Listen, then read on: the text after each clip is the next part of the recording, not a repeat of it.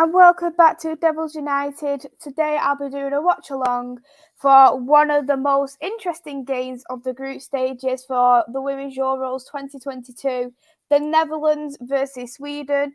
A lot of people have been quite interested in this game, me in particular, just because with the Netherlands versus Sweden, it's the current Euro champions, the Netherlands, and actually won under the England manager Serena versus the Sweden, who is the highest ranked team in Europe. So it's going to be extremely interesting. We have got 14 more minutes left till kick-off. So we will go through the lineup. I've put the score already below. I know we're not going to use that for a bit, but good evening to you guys. I hope you're well. Thank you for tuning in. And hey there as well, Andrew. I hope you're well. Yeah, big game it is indeed. Me in particular, I'm looking forward to seeing it. Especially the Netherlands, because I genuinely don't feel like the Netherlands have been as good since Serena has left.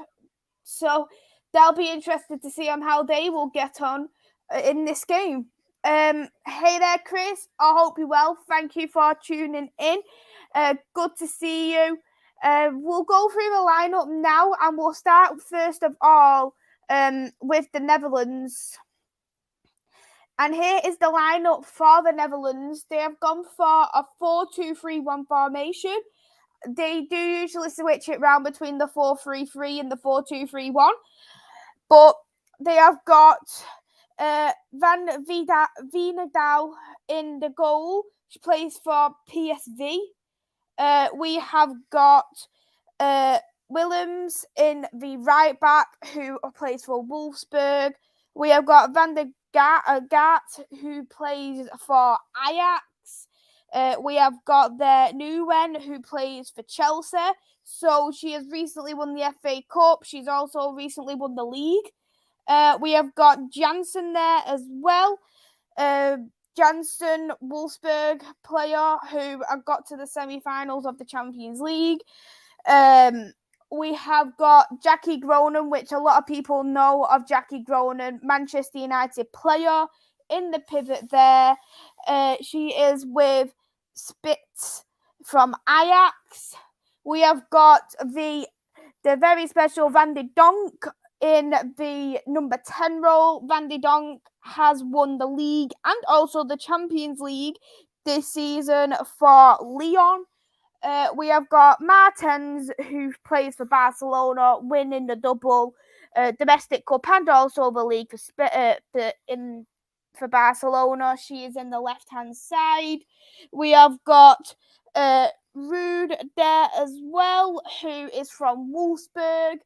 Just like Janssen, I got to the semi-finals of the Champions League. And up front, we have Vivian Miedema. So very strong lineup. We all know that Vivian Miedema is a top goal scorer for both the Netherlands and also for Arsenal. A lot of people are probably thinking, unlike the likes of Germany, it's quite a mixed squad in terms of where each team plays for in terms of different countries. But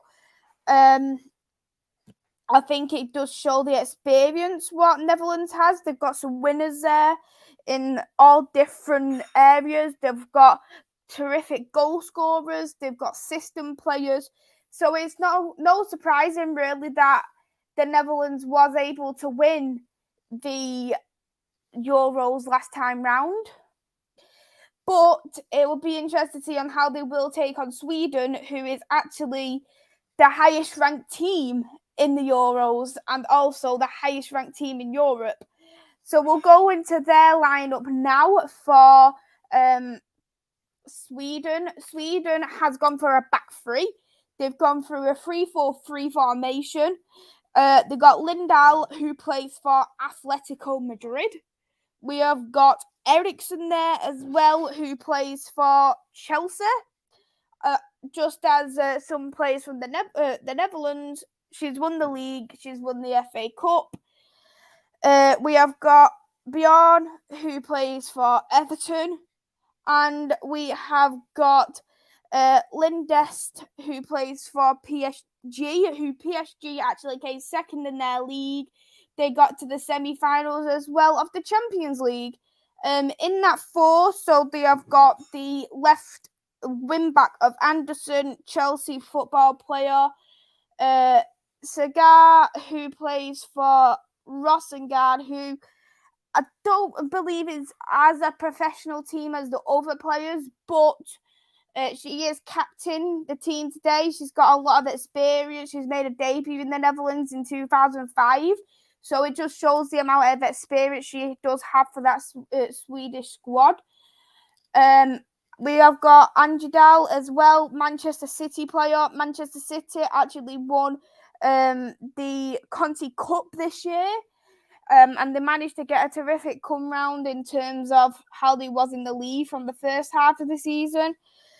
We have got Glass, who is also a Bayern Munich player, got to the semi-finals of the Champions League, finished second as well in their own league in Germany.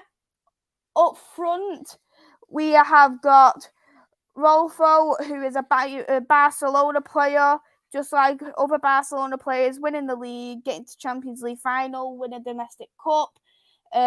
We have got Lasana, who is actually used to be a Real Madrid player, but she has recently signed for AC Milan. So she wanted to take the same footsteps as Zlatan Ibrahimovic. So she has made a recent signing just before the Euros to AC Milan. Puts a bit more competition there onto the Italian league, just because Juventus is quite a strong team at the moment in that league. And up front, we have got Hurtig, and she is a Juventus player. Just as I've mentioned, Juventus has won the league, and they've been very dominant. They started in 2018. They've won 5 leagues already, so that really shows the level that Juventus is at this moment in time. So I'll quickly go through to the comments as well. Sorry to hear that you've got COVID, Gaz. I hope you get on the mend very, very soon. Sending you all my love. Andrew, yeah, it did finish 2-2 Portugal versus Switzerland. It was a terrific game, Portugal versus Switzerland, I must be honest. Switzerland, they were so dominant the first half. I think Portugal wasn't quite switched on because they conceded 2 goals in a matter of 5 minutes. But when it got to the second half, Portugal really, really switched it up. I did predict Portugal to win 3-2. And they literally hit the crossbar in the injury time. So I think Portugal was definitely a team in the end who should have got the 3 points. But it's good to considering they actually wasn't meant to be in the Euros, and they put a good game against. Because I think that the group in particular is quite difficult for the Portuguese squad, but they really put a good fight on. Van de Donk, class name. Yes, it is a class name, Van de Donk. I really like her as well. She's a brilliant player. Hey there, Brush. I hope you're well. Thank you for tuning in. Elon Wheels. Hey there. I hope you're well. Come on, Orange. Yeah, I'll be watching the Orange in particular. Just because of Manchester United player Jackie Groenen. I want to see a little bit more of Van de Donk as well, because she was actually injured for the Champions League final. So I want to see a bit more of her also. We have got Ravi in the chat. Hey there, Ravi. I hope you are well. Thank you for tuning in. Just out having a few jars with my mates. Oh, enjoy it. You just enjoy it. You'll have a great time. And thank you so much, Ravi. Just same old me, just in the United top as always. What did I think Germany, for me, in my opinion, was terrific. At the moment, they're a building team in the respect that they're quite young, but they've got some experience in Alexandra Pop. I think that they was very, very dominant. They was brilliant with the passing. I think, to be honest, we will see what Germany does come across when they do play against Spain on Tuesday. because when they played outstandingly. I really do think they did play outstanding against Denmark, and Denmark didn't have no space whatsoever. But I think it's going to be a tough game for both Spain and Germany. They're missing out on big players. Germany as well, looking so sharp. But if they continue that midfield, there's no reason why they couldn't get to the semi-finals, for instance. And they could have got a lot more if they really wanted to. I completely agree. Bit upset today. Nothing lost the women's. Norway lost the women's under 19 Euro final against Spain. They got away with a clear red for obstruction. Bloody hell! I didn't watch the game, to be honest, but doesn't sound good whatsoever. It's always a gutter, isn't it, when you end up losing against, especially in the final. Hey there, I like coffee. I hope you're well. But you've come in just at the right time. We was talking a little bit about Portugal, who you're actually backing for the Euros. I must admit, I like coffee. Portugal did put a very good second half in.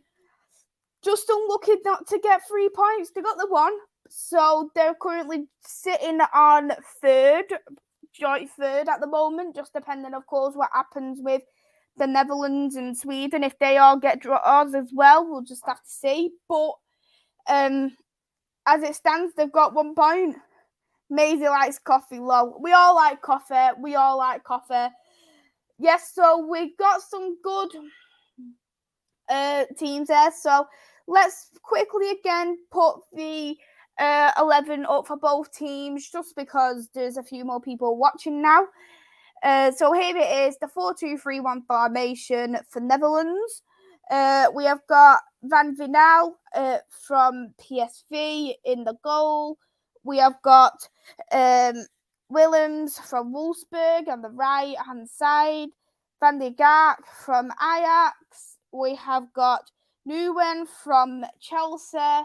We have got Janssen from Wolfsburg. Jackie Groningen from Manchester United. We have also got Spitzen from Ajax. We have got Ruud there as well from Wolfsburg.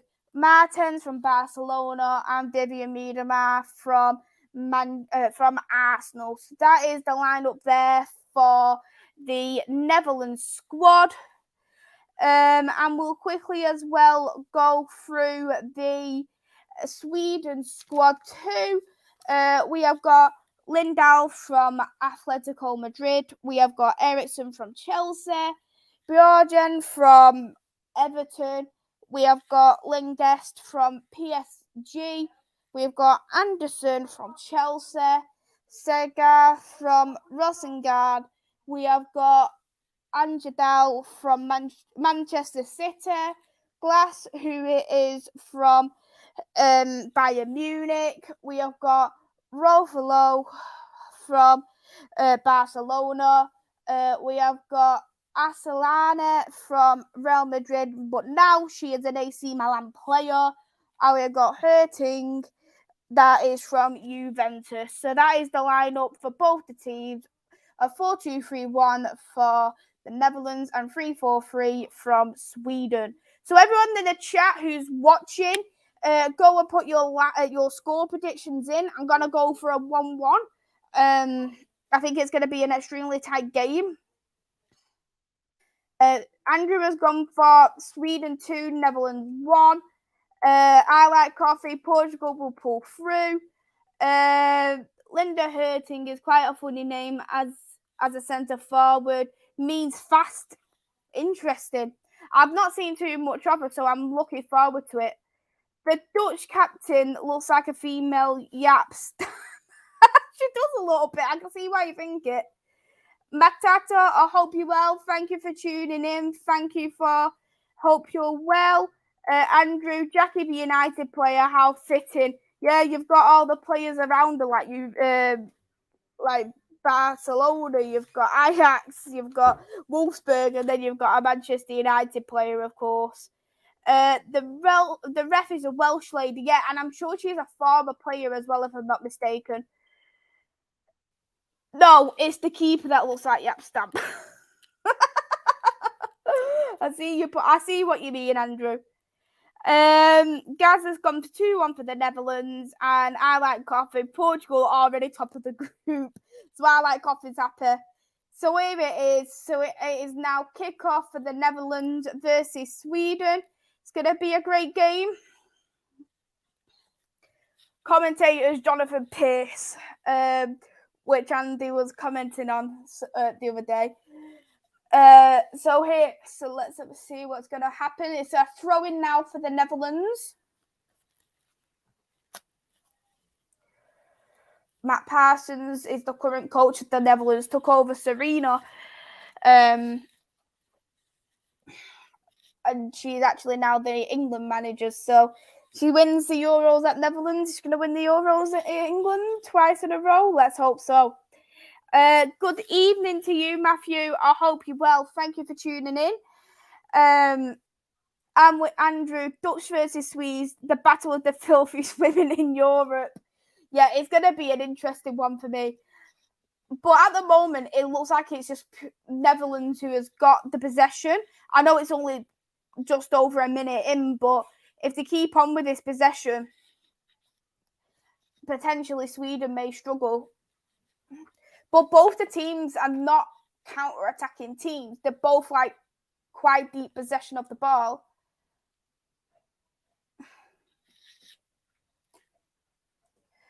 Jackie Gronen's got the ball. Come on, Jackie. Oh, good defending there by Sweden.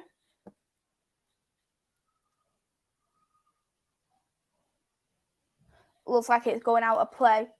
So it's going to be a throw-in now for Sweden.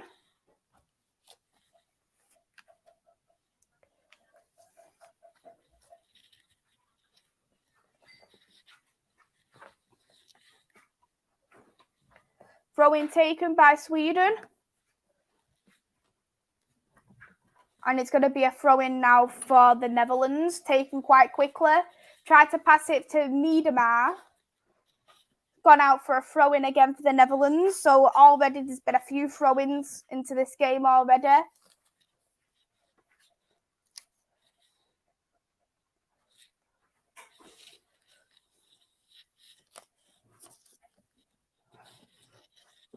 Another throw-in again. Taken by Sweden. Sweden on high press. Picked up well there by the Netherlands. That was good defending there by Jackie Gronen. Very much surprised how high teams are pressing so far for the Euro versus pressurising the defenders who are not nimble on the ball. Yeah, I think there hasn't been a team who's been really disappointing so far. I think there's been a couple of underdogs because a lot of people think Norway are underdogs. I don't think it myself, but I know some people do. But I think if Portugal play how they did in the second half, I think even Sweden and the Netherlands may potentially struggle depending. So I think this competition so far, it's been very good in terms of the play that all the teams are doing at this moment in time, because there hasn't been ones where they've been truly parking the bus, because you've even seen Northern Ireland giving the goal, taking a few shots, and some of their tackles were absolutely ruthless.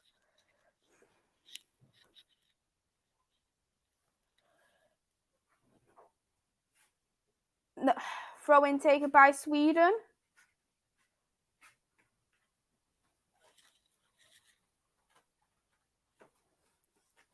So both me and Andy had Vivian Miedema as our top goal scorer.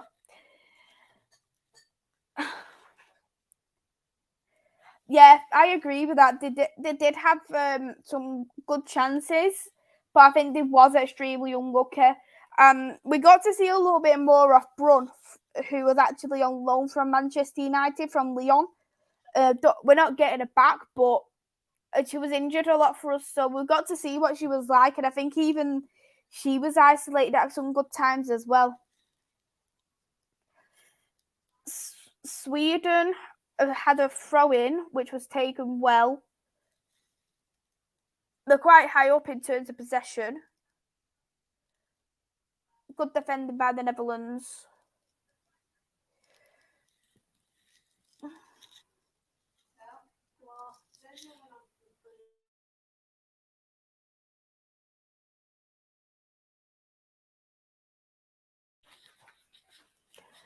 Throw-in to be taken again by Sweden. So it just shows the level of defending what both the clubs are doing at the moment. And that was great defending there from the Netherlands.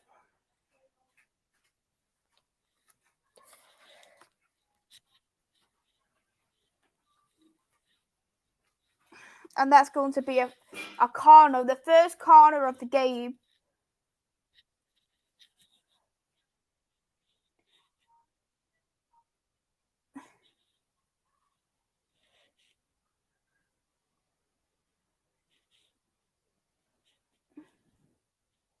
Corner taken.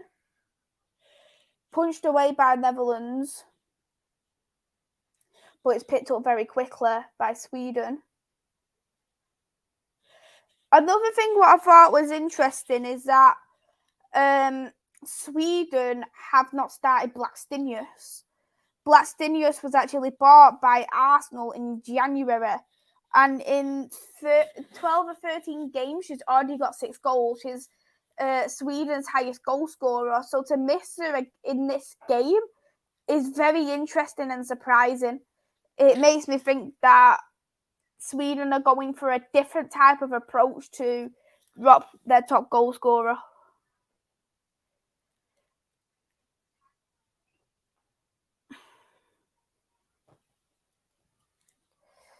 You could see her thing was wanting to get the ball, but it went out for a throw-in. Van der Gaart didn't give her that opportunity. It's going to be a throw-in now for the Netherlands, but it will be taken by Wilms. Another throw-in again.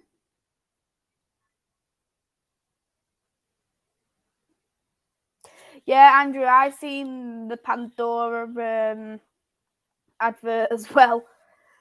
Seeing a lot of the adverts now with Akita Paris on there. I'm dreading of being a Manchester United player, I must be honest. Who's had some injury problems? Ellen Wheels, if you know who's had some injury problems. Oh, I think you might be on about Blackstenius, aren't you? Potential. I think she might be. I'm not too sure, but I'm sure she's on the bench. But I just think it was quite a surprising move.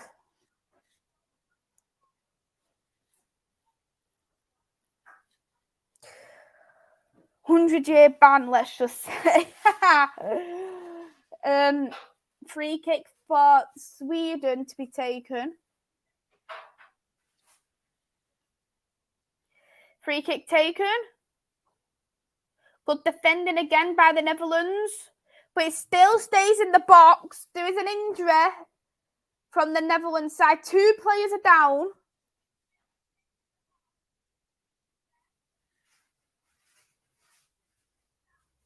Looks like 2 of the defenders are down. I think Van der Gaart is one of them who might be down.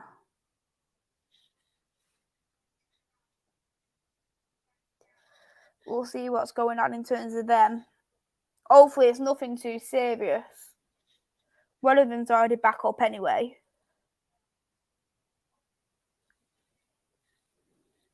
So that's fine. So it's just about the other one, seeing what's going on, but the medical team's dealing with that.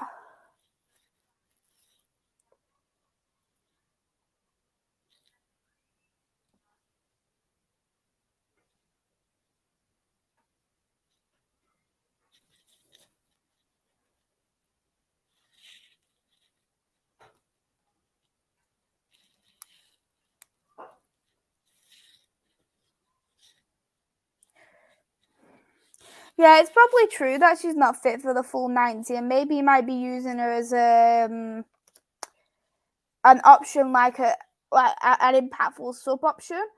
But for me, I know I'm not discrediting her thing whatsoever. I think she's great, but look at it, I think that perhaps maybe it would have been a good idea to start her than take her off 60th minute, perhaps.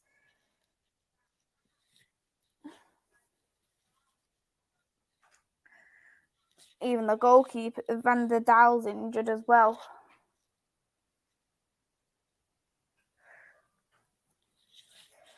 So they're all being looked at in terms of the medical team.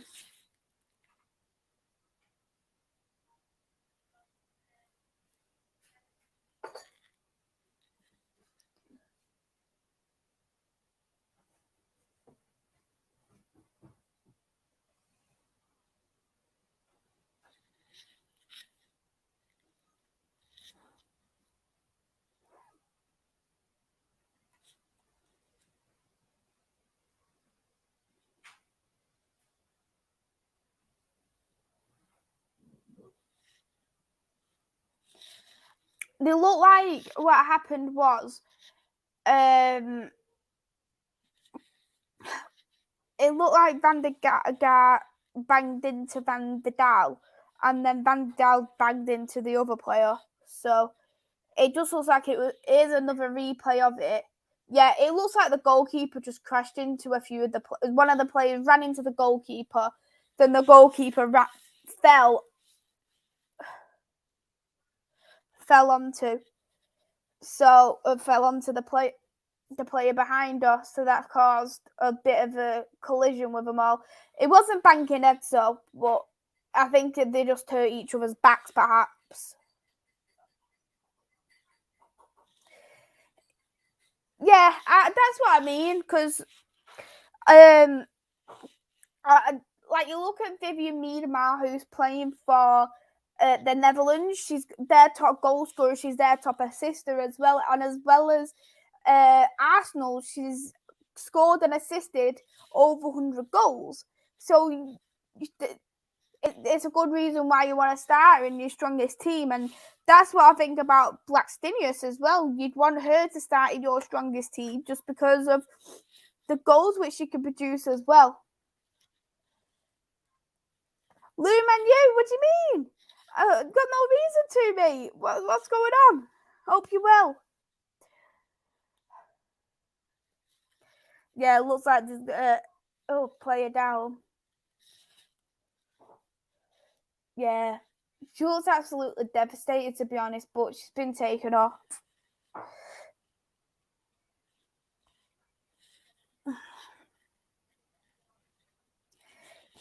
If it needs be, it needs be.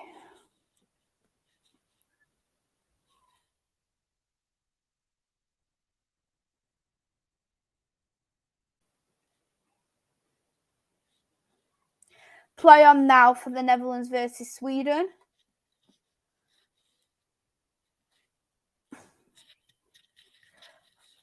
I know you genuinely think I'll drop in Sweden, wouldn't you, with this top up? But to be honest, I put it more on because of Manchester United players playing for the Netherlands. So, just more for support for the team.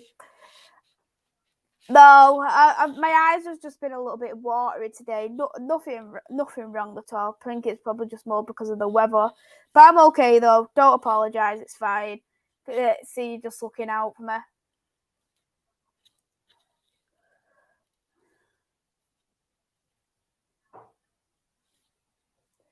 Yes, come back on now. Wilms attacking. Cross. Vivian Miedema's got it. Poor cross though. Jackie. That was quite weak there from Miedema. And now that means Sweden is now on the attack. You could have run a little bit further on, but come on. No, it's gone out now for a throw-in for the Netherlands. I'm officially safe. That's right. I've been crying with anger, misery, knowing that we're not going to get Champions League football, you could say.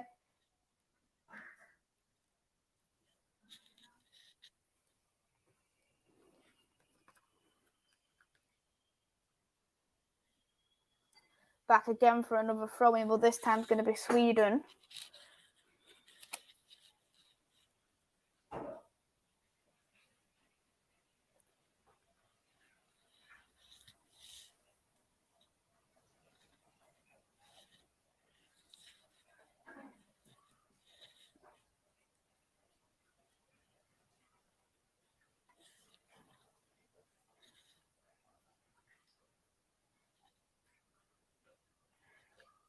Great defending there by Netherlands to win the ball, but he lost again from Van de Donk. Miedemar isn't really pressing like you would hope she would press.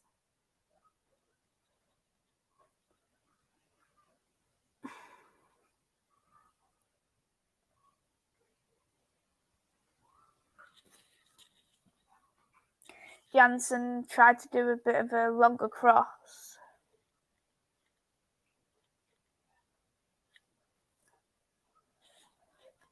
Yeah, I definitely see what you mean because of the blue and the yellow. They look quite similar, don't they?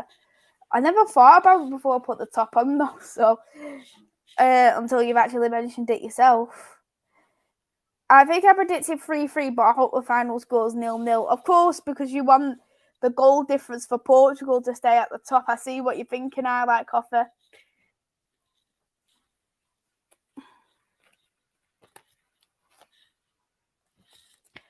But it looks like, to be honest, no team is that hungry for me to try and get a shot. Come on, Van de Donk. I can see she wants to do her movements, but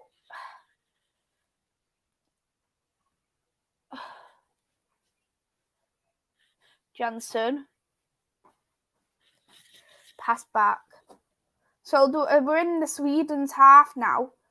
So you can see that they passed it all the way back to the goalkeeper, the Netherlands. I genuinely don't see nothing more than actually a draw at this moment in time because you don't see the fight from either side that they want to go out and win this game. They're not taking the shots like they want. And I think Sweden's had the better chances because they've had the free kicks and they've had the corners. But if you was looking at it from open play perspective, which I know really you shouldn't do because it should be based off the eye test, in my opinion. Based off open play in particular, none of them have really took them chances to try and score.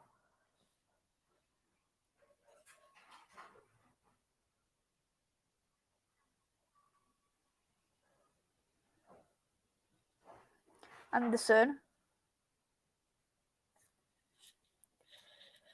Yeah, they're cancelling each other out. Both sides may take a draw. I agree. I genuinely do think it's going to be a draw. And actually, on the Group C predictions with Andy and Chloe, I predicted a 1-1 draw out of this. Both Andy and Chloe predicted Netherlands wins, but I predicted a 1-1 draw. I wouldn't say anything more than a draw. Hey there, I hope you're well. Thank you for tuning in. Good to see you. I'm sure you enjoyed the Norway game yesterday.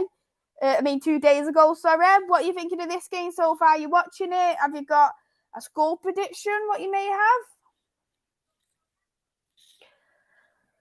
Gone out again for a throw-in. Yeah, it looks like again Van de Daal's injured. I wonder if she's going to continue, and if that's the case, Kopp, Ajax goalkeeper, yeah, I don't think she's going to continue. There's something wrong with her leg. And she's hurt herself knowing that she's not even done anything. So I think she's gone. But Kopp, who's a backup, I don't know how well she really is. To be honest, the Dutch league isn't that developed whatsoever. I'm obviously can't judge a player based off the league, but it's really not developed. It's not competitive. She does play for Ajax, and we know Ajax is a big club, but the league in itself, I think it's about 8 to 10 of them. It's hardly gets played. There's no investment into there as well. So yeah, it looks like a different potential goalkeeper maybe coming on.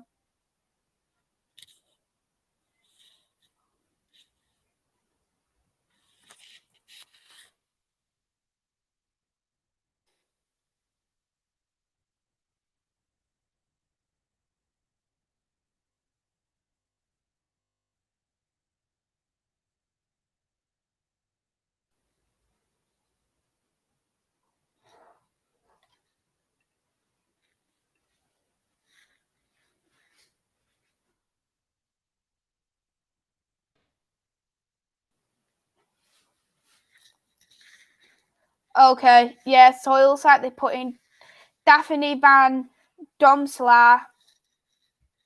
That's the player who's going to be on as she plays for 20 in the Netherlands. Don't know too much about that team, if you want me to be honest. I think they're quite more of a recent team. They've been out come out in the past 20 years, perhaps.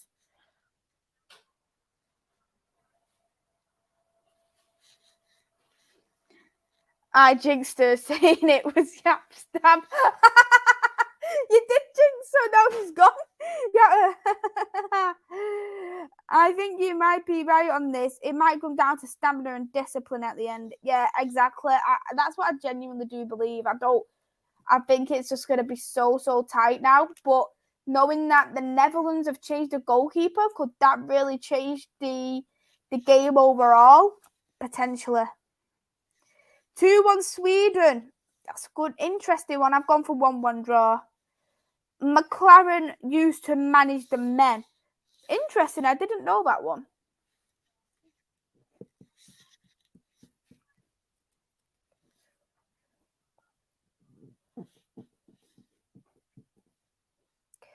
I don't watch the women's game, but good to see a full house at Old Trafford midweek and getting some recognition. Yeah, I was at the game there myself. It was a terrific atmosphere. They had the DJ on. Atmosphere was great. You could hear England being chanted all over, plenty of Mexican waves. It was a great game to go to. It was just a pity the scoreline was so low, but England got the 3 points. I know you as a Welshman yourself probably don't really have too much care for England, but I think it's good for especially like people who come in to see England to get that kind of buzz, that little bit of atmosphere, and it's even good for the players because a lot of the players who was playing for England, they aren't used to them crowds, they aren't used to their atmospheres. The highest crowd there was actually at Old Trafford for WSL this season, and that was Manchester United versus Everton. I think around 20,000 went, so it was obviously quadruple that, and I think it's great publicity. I really do. I still remember Netherlands bringing on Tinkrell for penalties for the Men's World Cup. Yeah, oh my. Honestly, I could never. I couldn't do that. It's always, it's always bad when you have to put a player on for the penalties. It doesn't go down well. We've seen it plenty of times. It's not worked. Yeah, that's how McLaren got to know Ten Hag. Ten Hag was his assistant, and now the tables are turned. Exactly, and I hope McLaren does really well for United with Ten Hag, to be honest. Now, I follow all British sides. I only hate the England rugby team. I get a lot of grief from Welshmen. You know me, Maisy. I've got my own mind. Yeah, you certainly do have your own mind, Andrew. That's one of the many things I like about you. You're straight up to the point, and you don't let anybody change your views on what you have.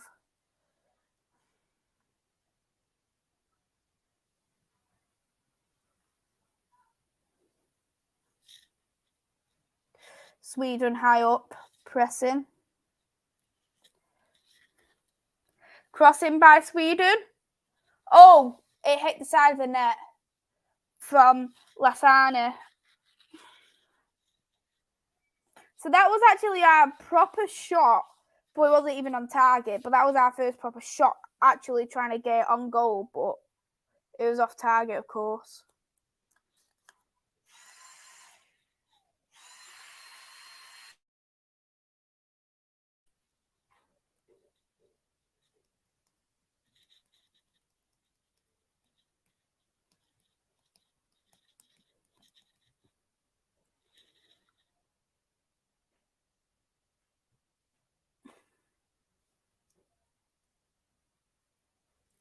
Well done there by Sweden to pick that up. Oh, striker instance there.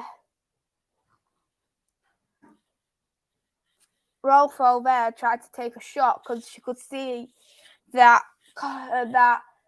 Netherlands goalkeeper was off a line. And when you've got to do that as a striker, you would try and take that shot. But it didn't go well, but you'd still do that. And this is the thing now. She doesn't want to get caught out like that again. Because if she does, it could actually bite the Netherlands.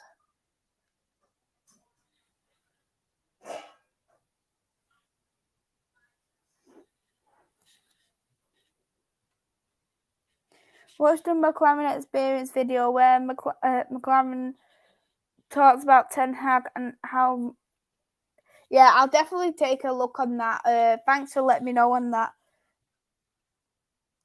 So much of the women's game I found based off turnover of possession high up the field. Yeah, that's exactly what it's like in the women's game, to be honest. You see a lot of it in the WSL as well. And that's something I like, picking up possession so high. Just shows the quality in the game. Very good chance indeed. They've had 2 good chances, Sweden. It's just they haven't been able to take them. But the Netherlands hasn't really took any chances whatsoever. To be honest, I think the formation in itself is wrong. You're not... I think, yeah, you'll get the best out of Andy Donk, but you're not going to get the best out of Groningen, because Groningen's a number 8 and she's playing in the pivot. And because they're playing defensive 4-2-3-1, not the attacking 4-2-3-1. Netherlands has tried to do exactly how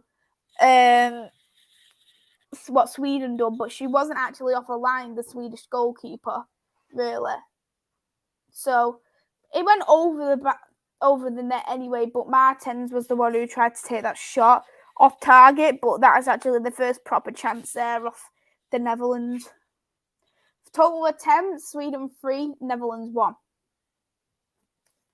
28 minutes into the game now.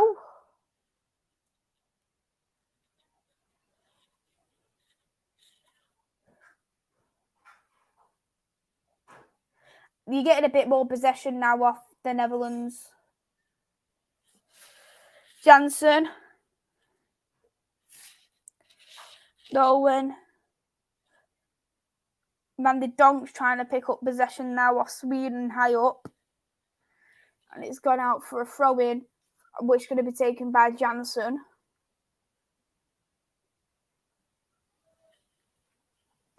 Jansen takes it.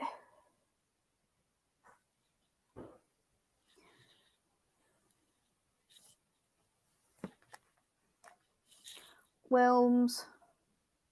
Ronan. Martens. Sweden's picked up possession.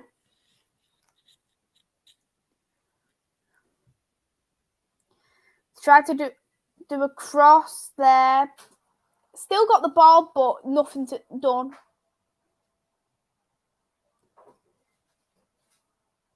Picked up there by Netherlands in their box. Vivian Miedema. Groningen. This is what I love about Groningen. She's a proper system player, and you can really see it in games. It's just a shame that she doesn't get used quite as effectively. Yeah, honestly, Andrew, I'm really over the moon about it that the channel's doing so well. I really enjoy what I'm doing as well. Talking about football, it's always a pleasure to do. So I'm honestly over the moon that people are subscribing, liking the channel. I always like to do get my views out there as well. People to listen to my views, what they think of them. People's any advice off other people as well. It's been great. I've only had the channel now. It will be, I think it's about a year in a month or 2. So it's grown very, very quick. Netherlands back on it. Nothing again. Sweden's picking up very. When they are even getting them chances, the Netherlands, because Sweden are cancelling them out right before they get to the box. Well picked up there by Netherlands. Shot. That's actually the first shot on target as well. Nothing's Nothing's even.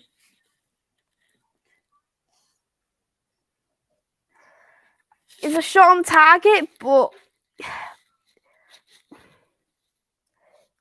needs to be doing a lot better.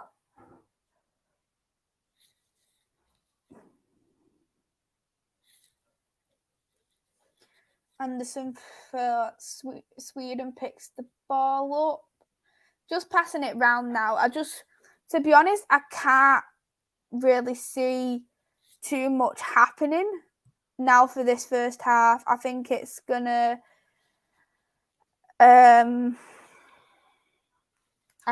stay 0-0 at half time now.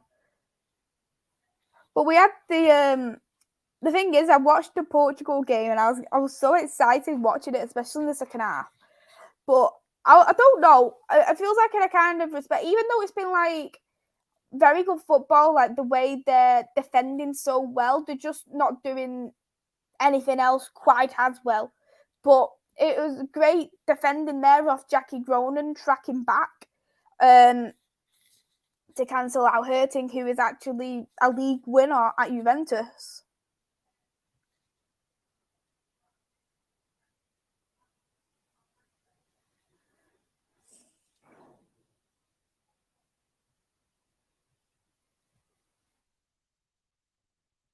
Hi Reese, I hope you're well. Thank you so much as well for the lovely words. It really means so much. Hope you're having a nice weekend.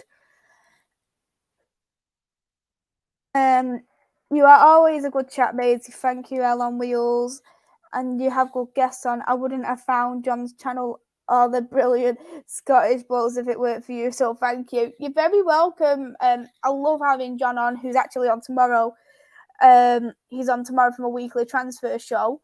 And I genuinely think Paul and Ronnie was so good to talk to. They'll be over the moon that Dylan Levitt is actually their permanent player now. So I'm sure they'll be very happy at this moment in time.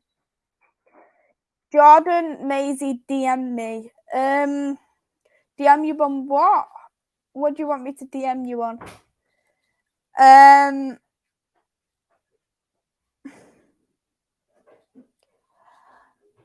The second half of the Portugal game had me on the edge of the seat. Same here. It really did have me on the edge of the seat. I was literally there like, oh, like what you do when someone nearly scores. And knowing that Portugal literally shot and it hit the bar at injury time, I was thinking, oh, I was so gutted for them because they really deserved the 3 points, but never mind. What do you think of the Vince M stuff? Pretty funny stuff. Yeah, I think it was pretty funny what I seen as well, to be honest. And yeah, it was pretty funny. Yeah, I'm well, thank you. I'm looking forward to the game as well. It's gonna be good. Spain, Germany, France, Italy, great games coming up. England's playing on Monday against Norway, which is also going to be great. On Instagram, I send you my number. Oh, yeah, I think I did see it. I'll get back to you afterwards after the stream.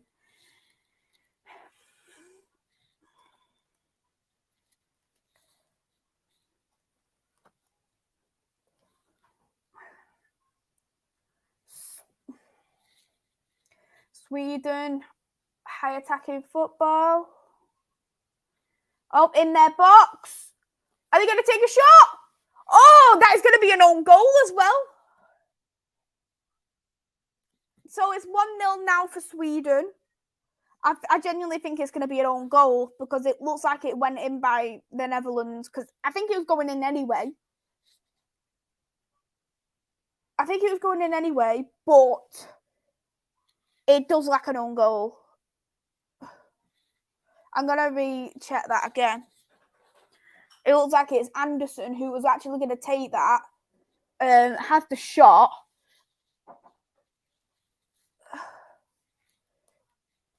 Yeah, it looks like Anderson, but it looks like it was going in anyway by Anderson. Good cross in there. Anderson, yeah, it would have went in regardless, but I think it's an own goal. So it's 1-0 for Sweden. Be interested to see what they do if it is an own goal or not.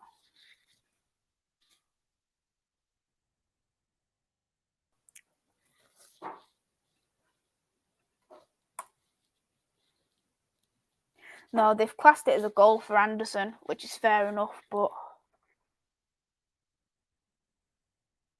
I'll put it on now. So Sweden are 1-0 up. Anderson scored on the 35th minute. Go. I'll update the score now for you all. There you go.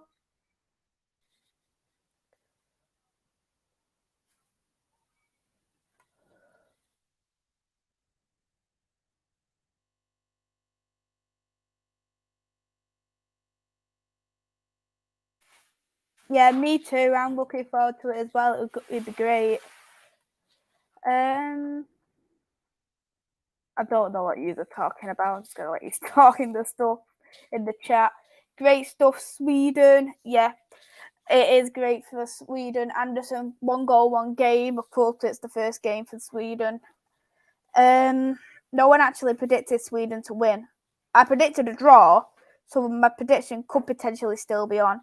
Hello there, Ghost. Ghost, I hope you're well. Yeah, football for Netherlands versus Sweden.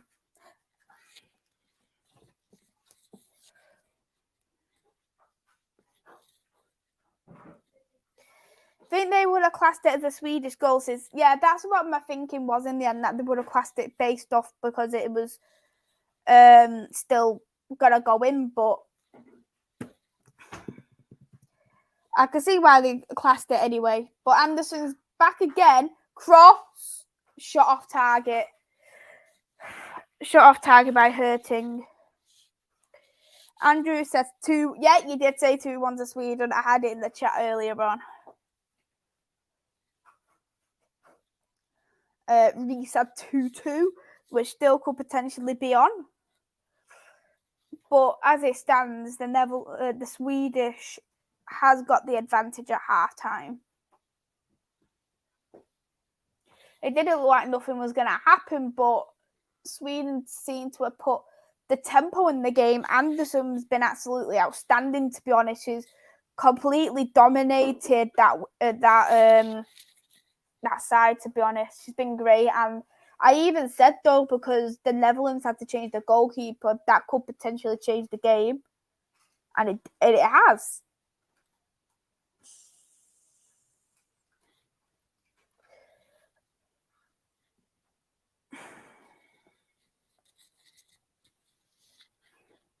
Looks like the young deal is not going to happen. I've read about it to be honest, and this is the thing. We shouldn't put all our eggs in one basket with a certain player. Look what's happened. It's ridiculous, to be honest. Absolutely ridiculous, when we could have been concentrating on other midfielders. But yeah, deal's done now. So we need a midfielder regardless. We can't go on with the midfield we have. But Barcelona's well and truly screwed us over. Yeah, you did have your prediction right. Good prediction there as well. Yeah, deal is dead. Yeah. Germany was so good. The press and their set pieces were top class. It really was. It really was. Looks like Netherlands is going to be making another substitute again very soon. Picking up injuries here, there as well. Not good. Good pick up there by Miedema. Martens. Crossing. Oh. Randy Donk went over the net.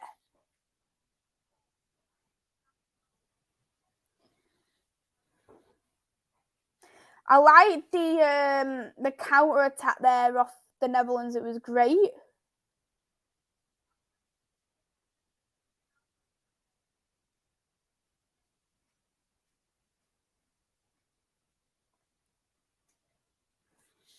can tell she's gutted about that.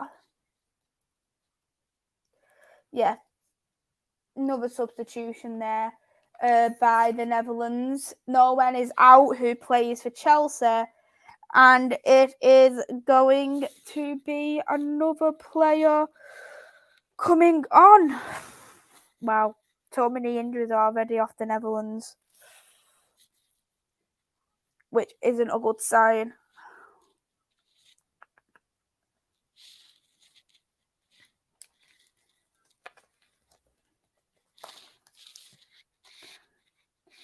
I hope we win it, but I don't know. As for United and Frankie de Jong, I am fuming. We should have went gun ho, but shots blanked. Exactly. It's just awful how we've just wasted our time. Yeah, we're so slow. We leave opportunities for others to steal them. We leave for them to change their minds. Nitpicking how much paid up front, how much they had on, and we'll end up. I can see, like, obviously United are wanting to get the best deal, but if you know that a manager is wanting you so much, you would literally put what you can in to get the player. But the thing is, as much as we know De Jong is a great player, De Jong didn't even want to come to United. He wanted to stay at Barcelona because that's his club. It's his boyhood club.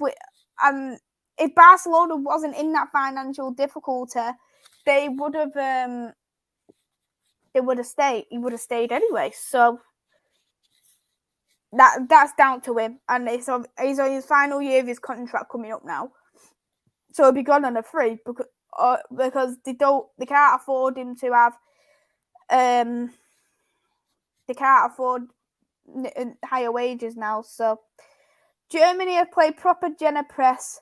I thought the Danes had more in them, but they couldn't get out their own half over their own half by most of the game. Exactly. Germany well and truly dominated that game. They played well.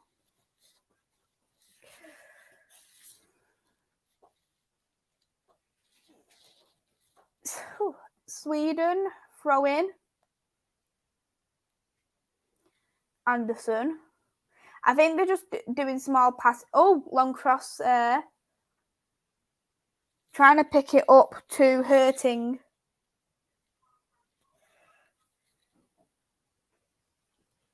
Good defending by the Netherlands. Anderson's going to be taking that throw in. Good defending again by the Netherlands. Tried to pass it to Aslani, so another throw in by Netherlands taken by Anderson.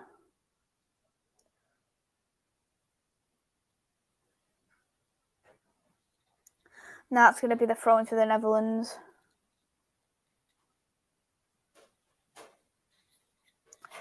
The Netherlands aren't resting their players because the best players are already playing, to be honest, of Andy Dog, Jackie Groen and Vivian Miedema. So they do actually have the strongest lineup out, but they've had 2 injuries. But I do think that Netherlands and Sweden, without doubt, are going to be first and second. It's just going to depend which one's going to be first and which one's going to be second. Because I can't see either Portugal or Switzerland advancing, to be honest. It's a good question, that, Reese, and I do think that the Netherlands haven't been as well since Serena had left. I think with Parsons, I believe the Netherlands manager is, he isn't getting the best out of the players around him. He's changing around his formations, which, of course, fine, do that, but you're not getting your best out of your Jackie Gronens, you're not getting the best out of your Van de Donks. And then kind of players who are your sister players, you need to heavily rely on them kind of players because they're Gronen and Van de Donk are going to be the difference between giving Vivian Miedema the ball and scoring or getting them goals themselves. You've seen the goals what Gronen, for instance, has done for the Netherlands, and they've been absolutely outstanding. So I genuinely don't think that they have what it takes to win the Euros again. I really don't. I think they'll 100% advance to the knockouts, but I just can't see anything more than that. And especially knowing now they've got 2 injuries in players, they're going to be really, really struggling. And we've got the better deal. We've got the better manager now. I'm over the moon by it. And as us Manx would say, I'm chuffed we've got her. Because she's even said, I come to win trophies to England. And she's done that already. I know people's like, well, it's only the Arnold Clark Cup, but it's still a cup, what we didn't have initially. And I think the way England play, the way she's taught us to play, that is going to be the difference between winning trophies or losing to finals. Because I don't think initially what Phil Neville had, he didn't have not that he didn't have a good enough squad, but he didn't have a good enough mentality to go further. And I feel like with the current Netherlands manager, he doesn't have that mentality to take them further either.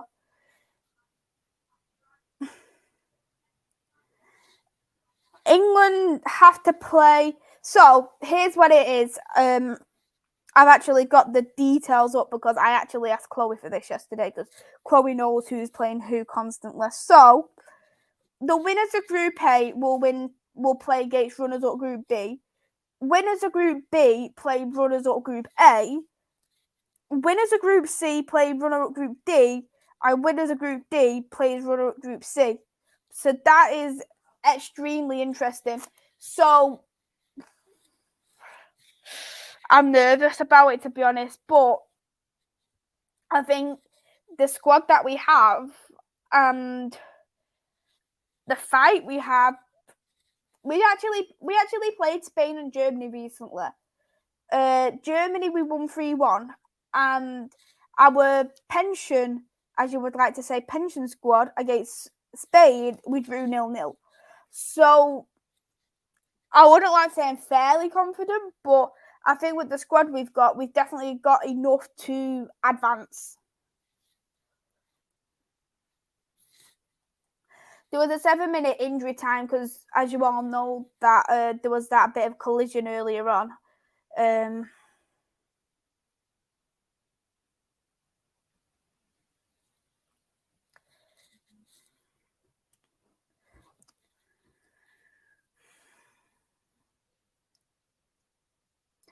Is Sweden?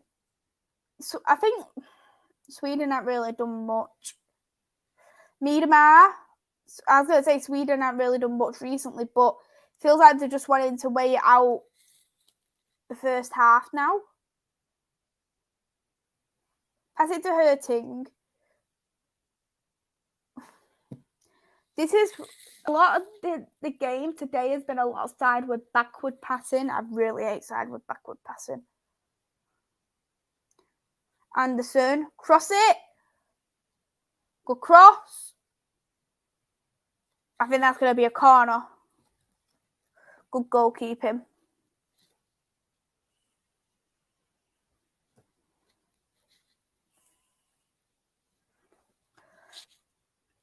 So if you win the group, right, and we won the group, so I actually predicted Norway to win the group based off goal difference. So I think it's going to be England, Germany. Sweden has got 6 total attempts. Netherlands have got 4 total attempts. They need to be careful here, Netherlands. Janssen.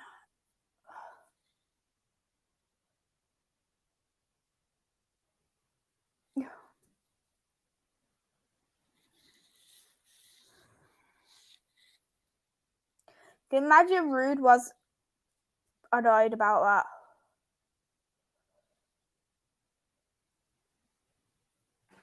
She got pulled onto the floor.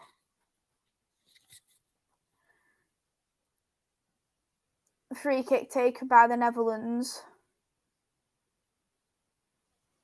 Got 2 minutes left of this additional time now.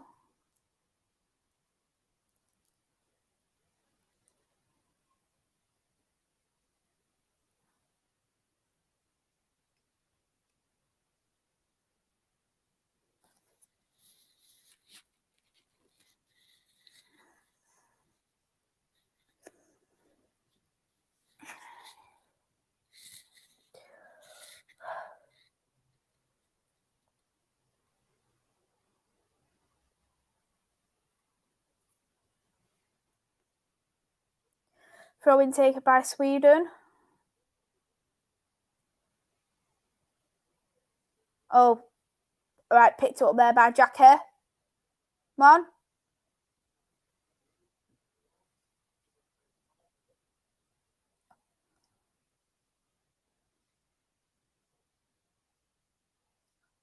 Too much backward passing here. Far too much backward passing.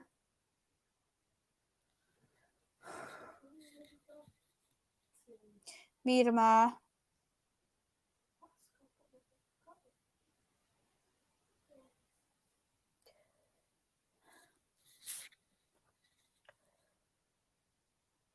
Groningen.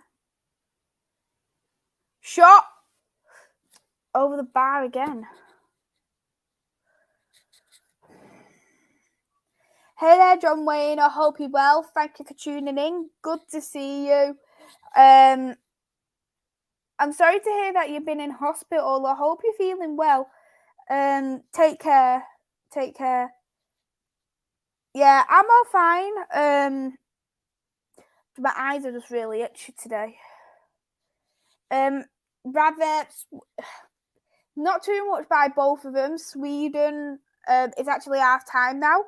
Sweden have got the goal by Anderson. It was a great goal. I actually think she's been probably playing the match so far. But the Netherlands haven't done so much whatsoever, and I agree with Andrew's point. The Dutch haven't created anything, which they haven't. They haven't done well enough. But half-time is now for Netherlands versus Sweden, and I'll get the stats up. So there has been Netherlands versus Sweden, 5 shots for the Netherlands compared to Sweden's 6 shots. Netherlands have actually had 2 shots on target. Sweden's had 1 shot on target, which is actually pretty surprising. I think the shot on target of the Netherlands was pretty poor. Netherlands had 53% possession compared to Sweden's 47% possession. 3 fouls off the Netherlands, 2 fouls off Sweden. And then kind of games you do genuinely think that stats are deceiving when you do look at it, because you look at that and think, wow, the Netherlands must have had a better game, but they haven't had a better game. They've been quite lucky in that kind of respect that Sweden's only managed that 1 shot on target. But I don't think either team have been up for it whatsoever. But I think Sweden, they are going to put Blackstenius on. Maybe 60th minute, perhaps. Who knows? Oh, that sounds very nasty. Take care, John, and I hope that you are feeling a lot better very, very soon. So what I'm going to do for the halftime games, for halftime, I'm going to discuss about the games what have been on for yesterday and for today. So I'm going to start with today's game, which of course is the Portugal versus Switzerland game, because that was actually the most recent one, and I think it's probably fair to touch on the games what were most recent first of all. So I'll go on to the first game here, Portugal versus Switzerland. So 2-2, the first draw in the Euro 2022 campaign. You look at that and think, okay, must be a fairly average game. But if you was to watch the game, I genuinely think that it was actually one of the most exciting games so far of the campaign. I think the first 5 minutes, Switzerland scored 2 goals, and you look at it and think, game over now there of Portugal. They haven't done that good whatsoever. How can you concede 2 goals in a matter of 5 minutes? But I think that perhaps it was a little bit of nerves there of Portugal, if you want me to be fairly honest. I really do. Because once they got into the game, once it came to the second half, I genuinely think they was absolutely outstanding.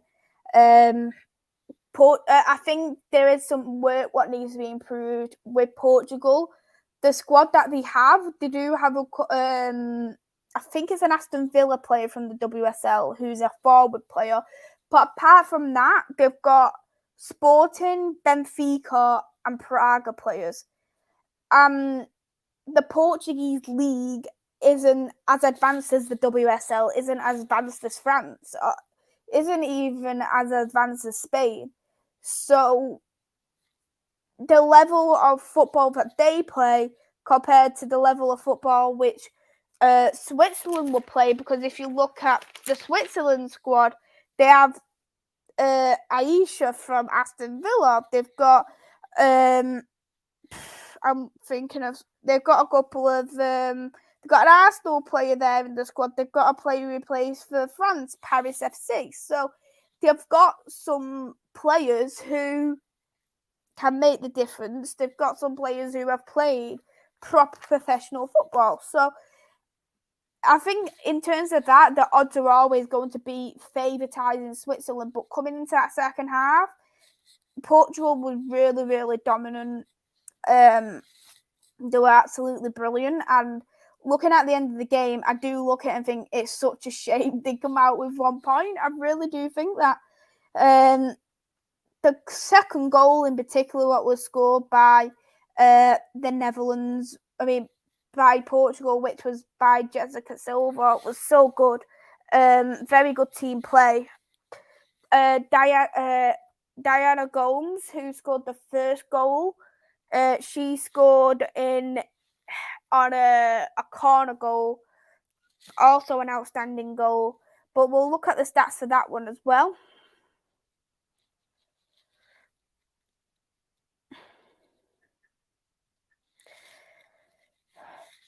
Portugal had 17 shots, Switzerland 7. Portugal shots on target, Switzerland 2. Portugal 58% possession to Switzerland's 42% possession. The way they played, you would not be surprised that Portugal did come out as the much better team, to be honest. Dutch defender doing Harry Maguire. The Netherlands are very slow, take so much time to release the ball. I think their new manager is the reason. I agree, I really do, because they wasn't playing this type of football in the Serena. I don't think the formation helps when you've got players who are box-to-box midfielders playing that pivot number 6 role. So I think that it is a managerial problem, if you want me to be honest.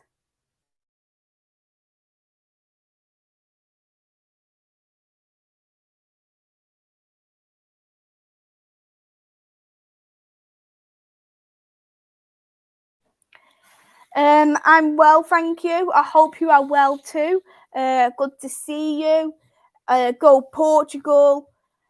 Portugal would have deserved a win. They gave it their all in the second half. Yeah, they really did give their all. It was brilliant, absolutely brilliant. So we'll go on to the next game. There was 2 games yesterday. So we'll go with the later kickoff game, which of course was mentioned before in the chat. Germany versus Denmark. So we'll get that game shown first of all. Let's get that. There. Germany versus Denmark. So you can see here, Germany, absolute dominance. They score 4 goals. My goal, 21st minute. You've got Alexandra Pop in the 86th minute coming on as a substitute. Denmark did get a red card, but that was near the end of the game. With Germany, I think they were so good. The thing is, what I liked about Germany is that they was able to dominate from their midfield. And when you have got an outstanding midfield who is able to dominate the ball, it works. It really, really works. And that's exactly what Germany done. The passing was outstanding. And I think with Denmark, they're also a great team. The history what Denmark has had. They've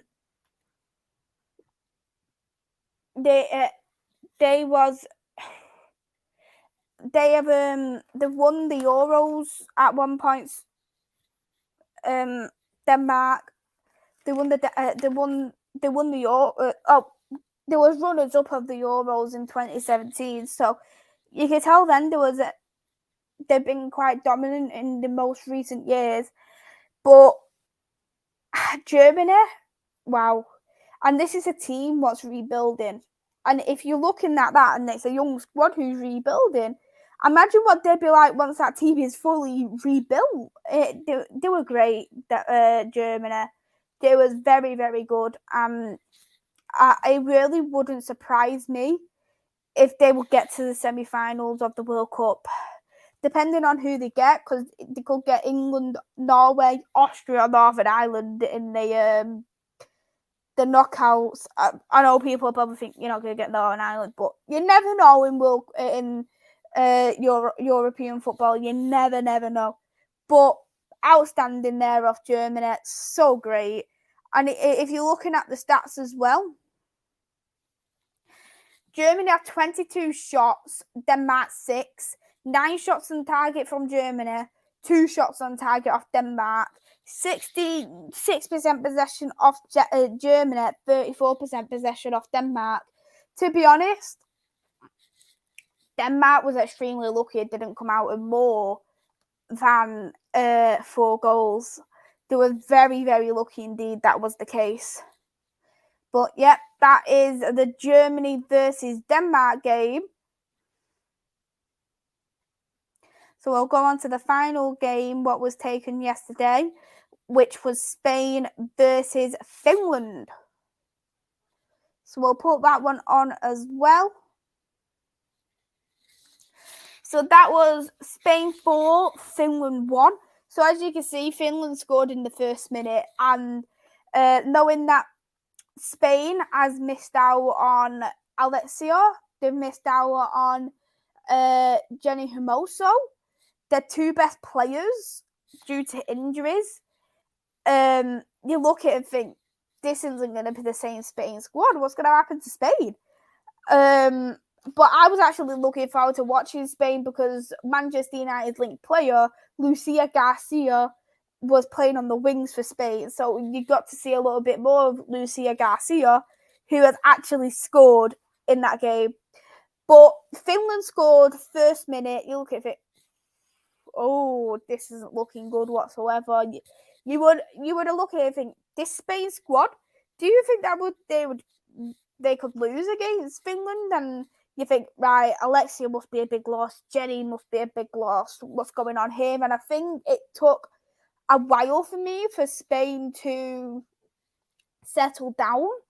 But once they was able to settle down and they was able to manage the ball properly, because it was very poor lack of concentration. It was very poor defending for that Finland goal to go in. You could see once they were settled down, Spain scored 4 goals. Great, absolutely great of Spain. But I know Germany and Spain both had a 4-goal game. One, of course, had a clean sheet, one not. But this is going to be a tough test for both the clubs, this game coming up on Monday. Because this is Germany versus Spain on Tuesday. So you've got Germany, who has got the most European Cups, versus Spain, who people say on paper should be winning this Euro competition. Spain has only got as far as the semi-finals, which was in 1997.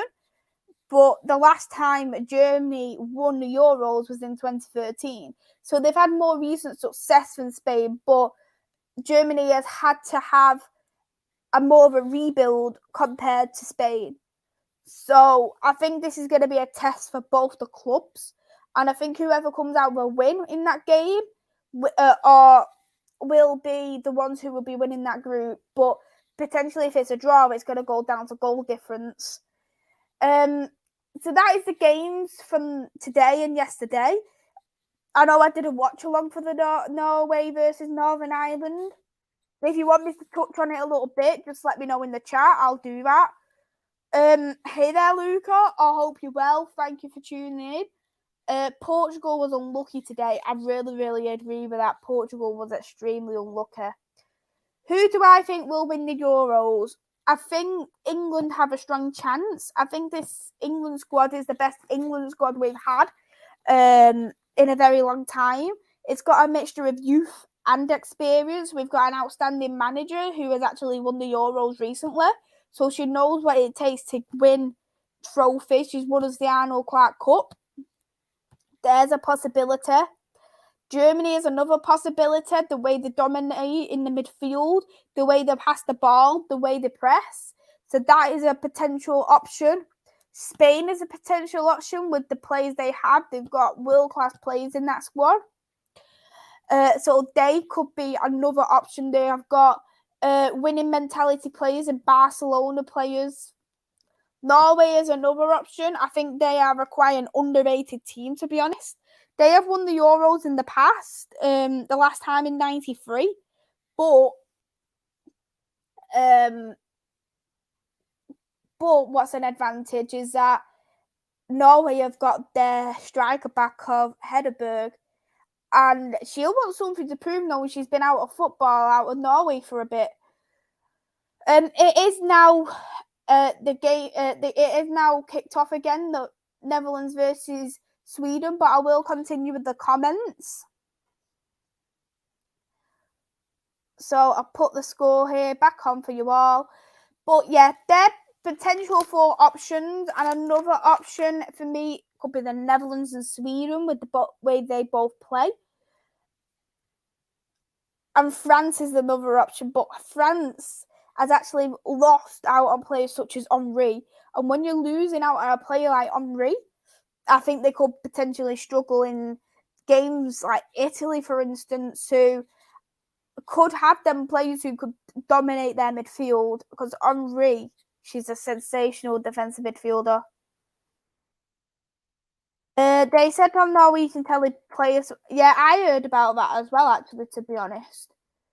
You're going to get 2K before me. Who knows? Probably not. The goal of women's football turned on a show last night. Yeah, she was outstanding, absolutely outstanding. The whole team was. Hey Martin, I hope you're well. Thank you for tuning in. I'm good, thank you. I'm crazy excited to watch Germany women team. They look so good. They're great. They're really great. You're going to the Germany versus Spain game, I believe. Denmark's attacking players were isolated. You could see the frustration on Harder. Yeah, there was. And the thing is, Stina Brun, who plays up front for Denmark,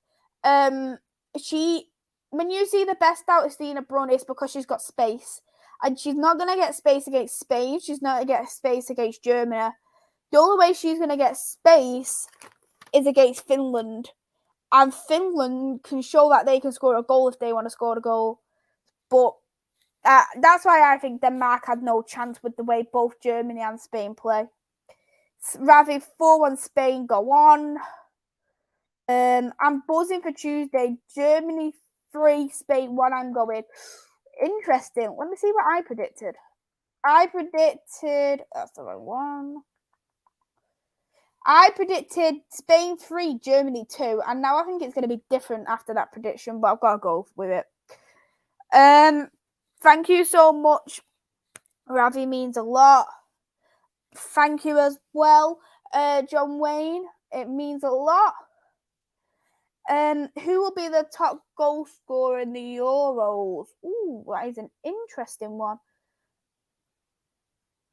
No one there to cover for Sweden. But if I was going to pick a top goal scorer,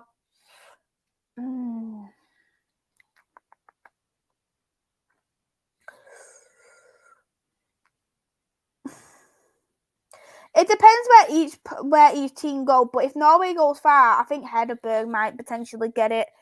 But it wouldn't surprise me if Pop actually gets a high goal scoring record. I'm going Finland versus Germany. I fancy Germany a nailed on win. Yeah, Germany is going to get a win by a mile on that game, honestly, Martin. It'd probably be a goal fest for Germany. So you'll have a great game. You'll have a great game to go to. Anyway, the Dutch get back into it. A possibility, but they're being very sloppy at the moment with the way they're shooting. So no, probably not. Sculler or my goal scorer for me. Yeah. That is potential options as well. I think it all depends on where each team go far, because Beth Mead, who scored for England, she's outstanding. She could get a goal as well. Quite a few fair goals. Hell on wheels. I think we're really underdogs. Norway certainly are. Hedberg boycotted the national team for some time over some disagreements. She still played top flight international football. Her and Hansen will tear it up. Yeah, I actually agree with that. Hands down 100%. And I think Hedberg is going to want to come in and show that she's still got it, even though we all know that she's still got it. We know she's still got it, but I think she'll want to show to the fans, and she'll want to show that she can score for the Euros. And Hansen was actually predicted for a guaranteed goal scorer off Chloe, and she did for the penalty, which is great.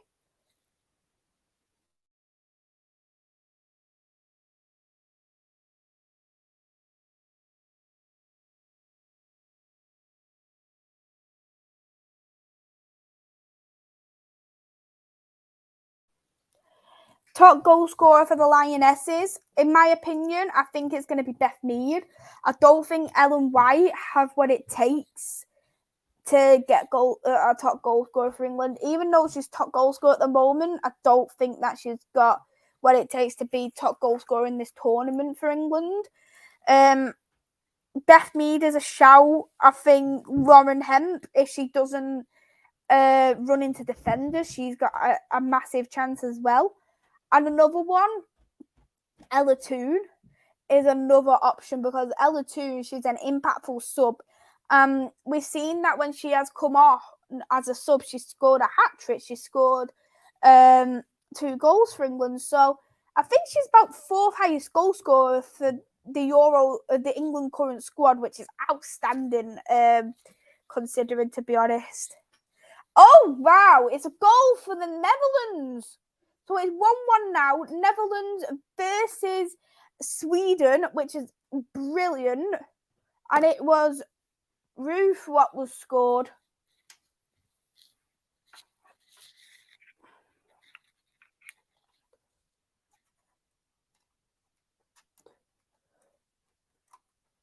Do you want to check that goal now? And Andrew was there questioning, is the Dutch going to get back in it? But as it stands, my prediction's right. So if it stays like this, I actually get good points on my prediction chart. It looks like it's going to be a Miedema assist. Let's get that updated now.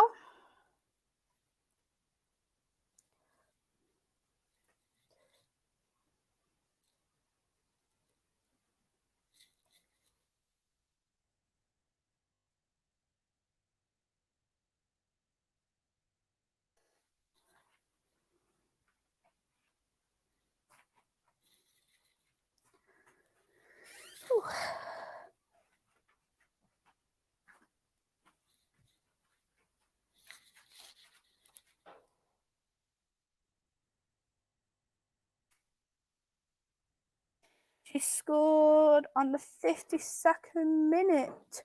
So it's all in again.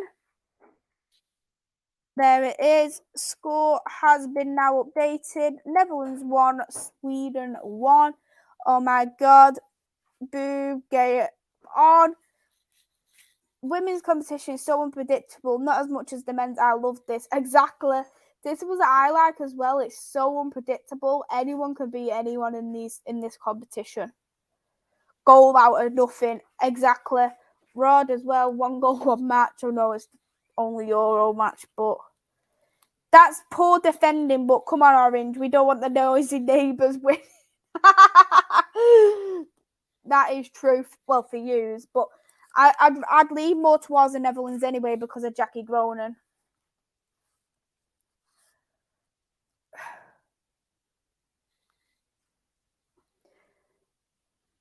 go pick up there by road. She's probably actually been Netherlands' best player for the whole game, to be honest.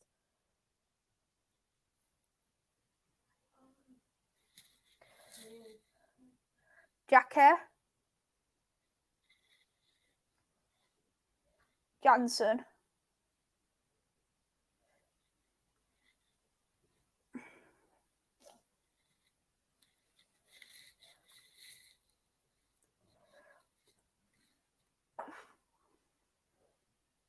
It's going to be a throw-in now for the Netherlands. What's going to be taken by Jansen. Oh, Louis van Houser. Oh, bless him. Oh, I love that man. Van de Donk. Gone back to the Netherlands goalkeeper. Van de Donk again. Picked up by Sweden quite high up.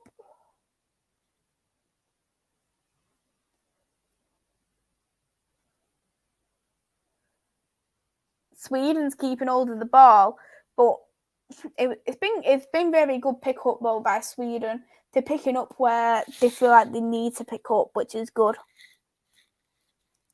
I think though Sweden need to make a substitute, in my opinion. I know the Netherlands has already made 2 substitutes, but the Sweden needs to make a couple of substitutes because they're looking a little bit tired, in my opinion, now.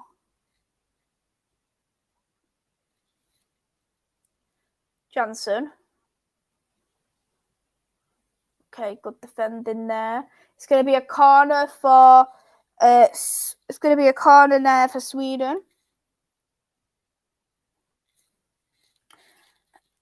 What I like about the women's football is less diving and whining. But the irony was, me and my dad was talking about, and the final between Norway and Spain was full of it. Yeah, I think there definitely is less diving and whining. I think if there was someone falling, it is genuine. That's what I do prefer about it, to be honest. But I think the officiating, the referees are a lot more poorer as well. Like, to get a red card in the WSL or in the women's game, you need to break someone's leg.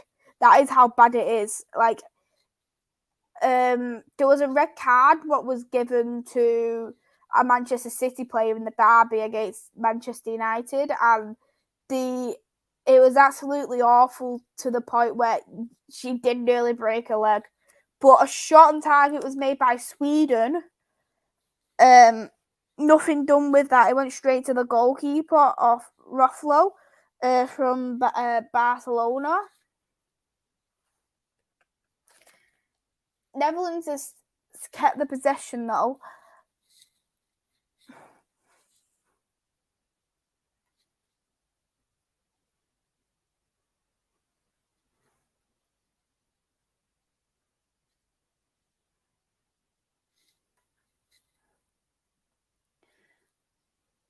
MUFCMais, she's going to cross it.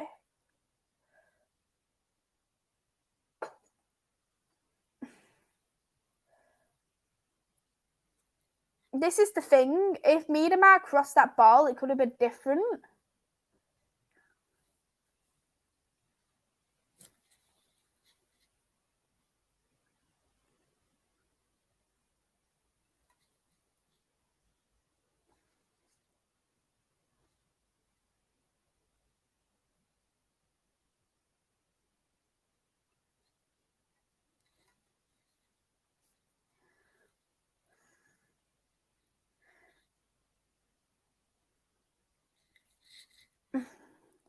Looks like there's another injury again for the Netherlands, and it looks like it's more of a head injury.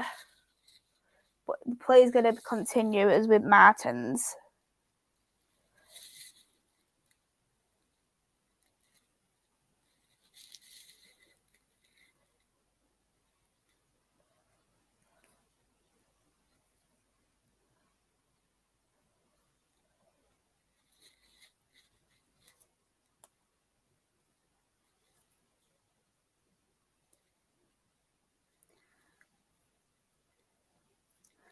shot by the Netherlands. It went straight to the goalkeeper. I know she was off a line, but it just wasn't good enough to shot. And it just feels like at the moment, Sweden, even though they've conceded, they're not really doing anything right now to warrant wanting to get another goal.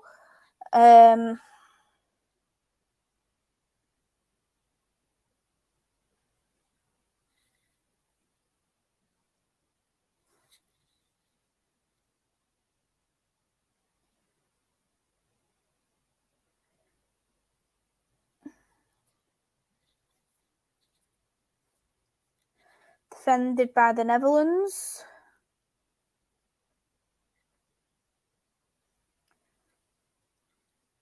Sweden picks up the ball.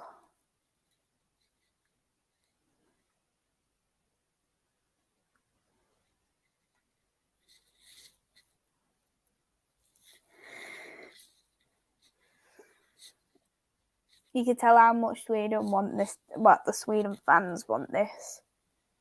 But throwing for the Netherlands, 60 minutes in. So we got half an hour left of the game. Miedema, Martens. This is the thing, the Netherlands are going very slow and they've got loads of backward passing and sideward passing. It's not helping the team whatsoever. Good defended by Eriksson.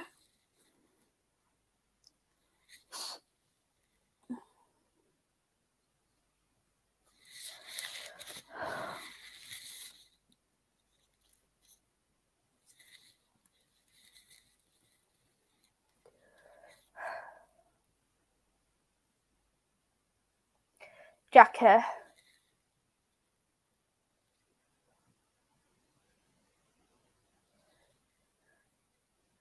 Miedema's got it. What? Wow.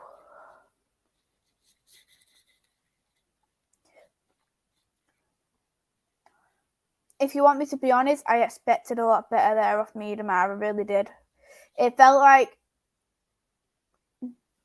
she was going for placement. Like she wanted to go for placement in the top right corner, but she struck it far too hard and wide. I expected better there off Miedema, if you want me to be honest.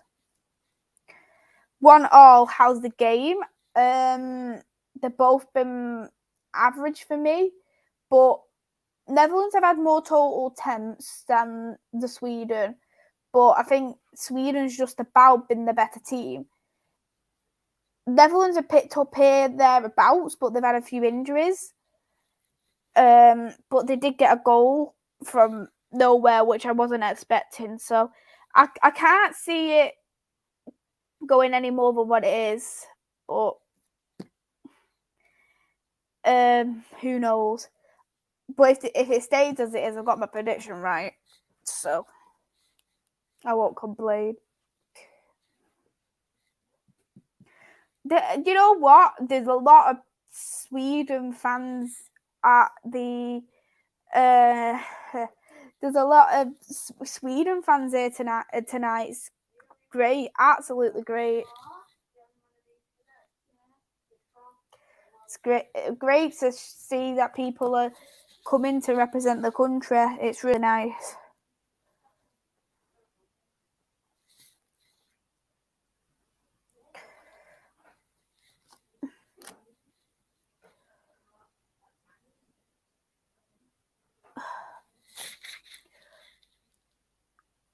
You can see Sweden are in the Netherlands half, and they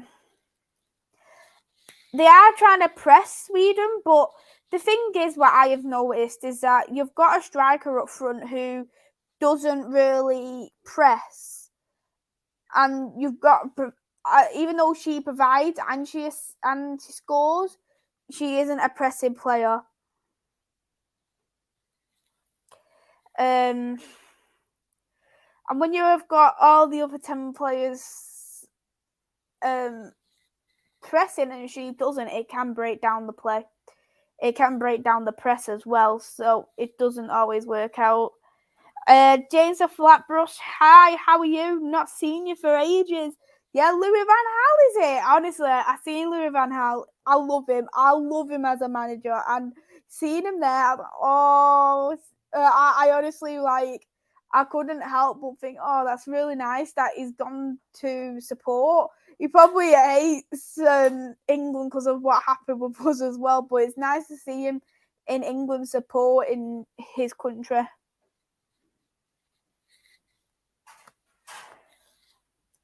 Gone to the Sweden goalkeeper.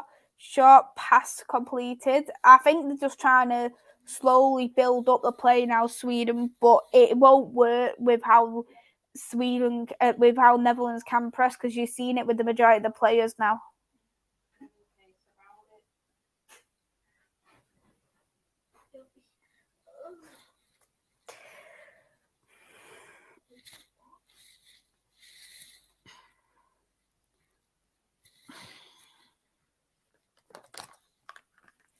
Ertinger got the ball.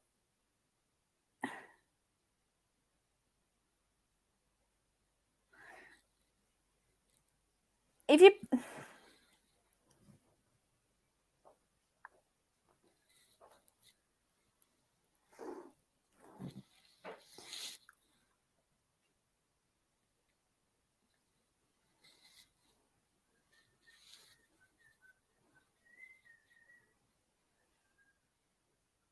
It's going to be a corner now for Sweden.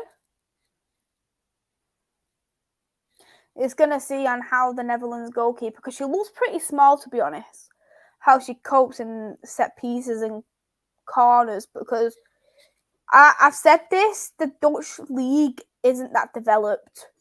And that's why you see a lot of Dutch players in different leagues, because it's not developed whatsoever. There's the odd Dutch team, but the majority of them are, as you can see, they're either playing in the WSL or they're playing for in Germany. There isn't many who is playing in that in the Dutch league, because it's really, really not developed. What? I haven't seen this at all. What? Well, when was? I'm gonna have to look at this. Who even our youth players, Dundee United? Allow me. Where's this been confirmed? It's not on Dundee United site. Where have you seen it, Andrew?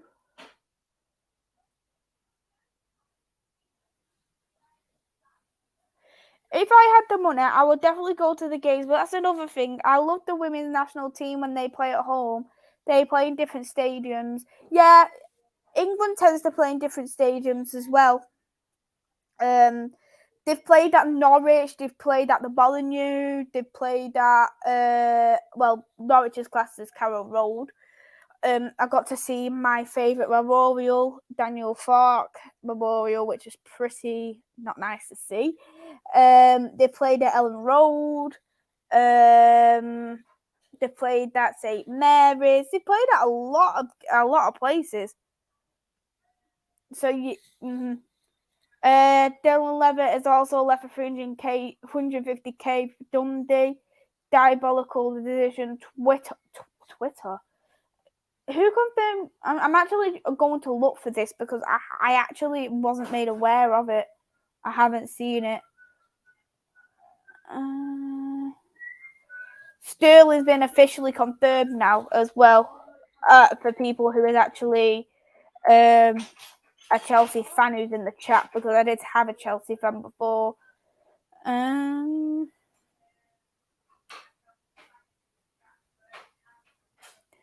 Even latest.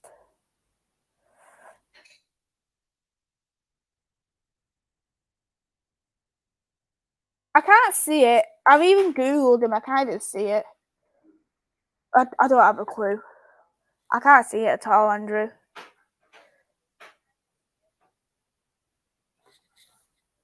can't see it.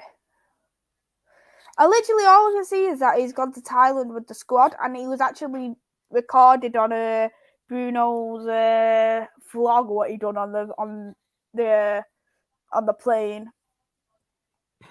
300k, that's cheap. Yeah, I think the reason why it's so cheap is because it's a youth player and not really had the Manchester United game time.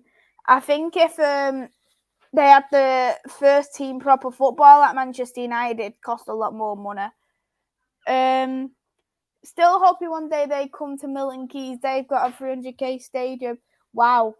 Yeah, maybe one day they'd go to Milton Keynes. It'd be good too. I know a couple of games are at Milton Keynes. Is that the one you're watching Finland versus Germany at? Are you sure? Because he was pictured with Garnacho. Yeah. Steal for Chelsea. That absolute steal. I agree, and people will disagree with me on this, but I think Sterling is an underrated winger. To be honest, I think is great.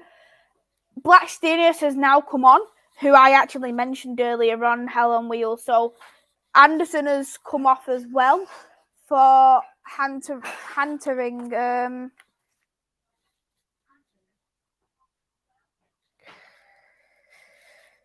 Yeah, so 3 substitutes have been made by Sweden. Benenson has come on as well, who is actually plays for Everton.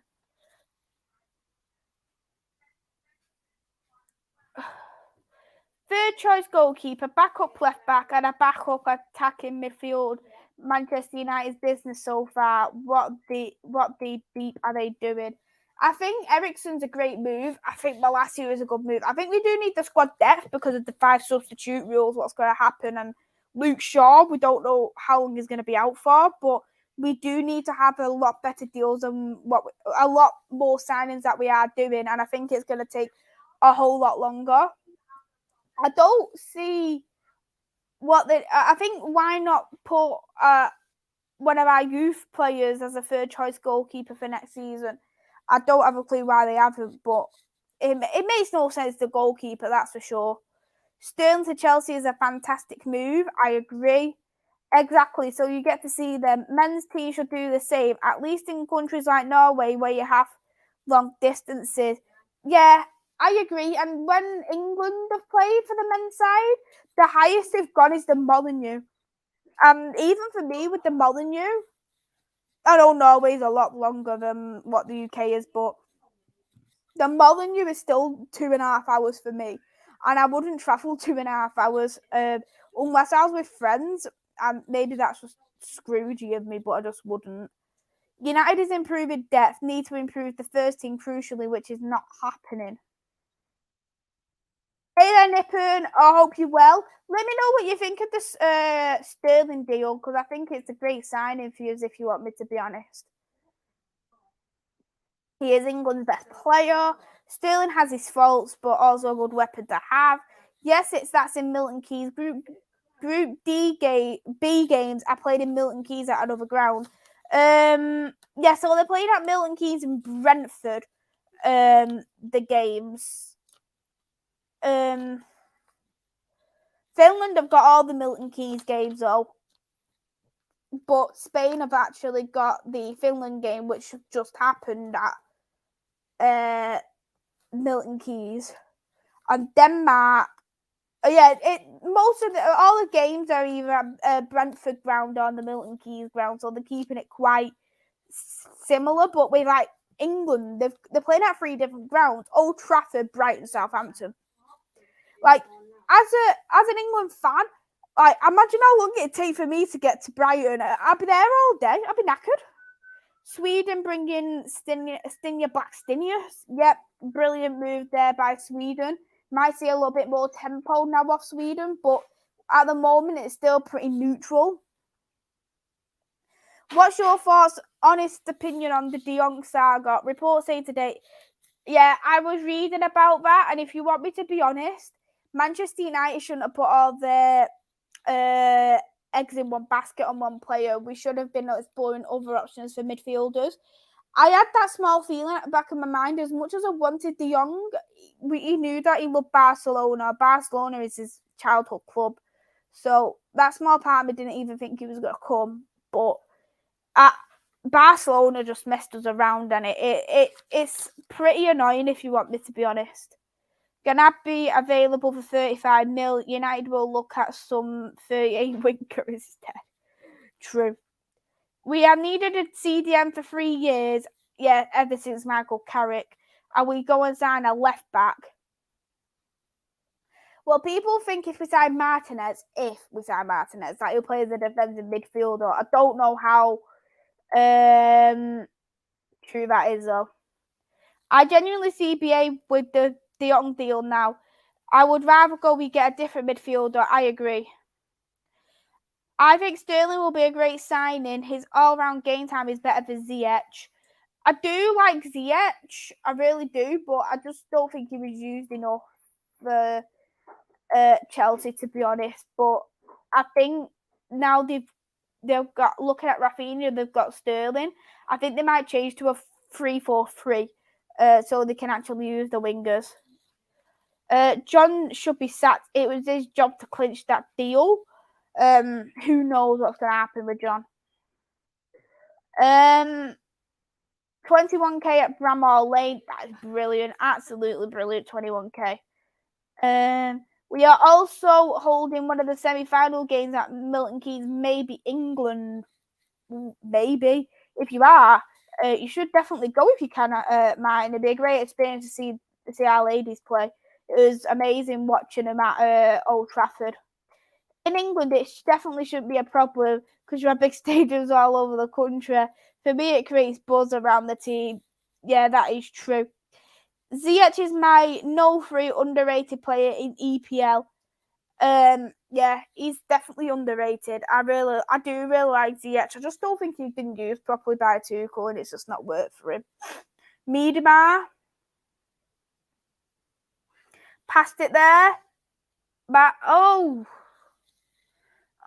good defending by Sweden, so they're gonna go back on the attack. It's a shame there because it was with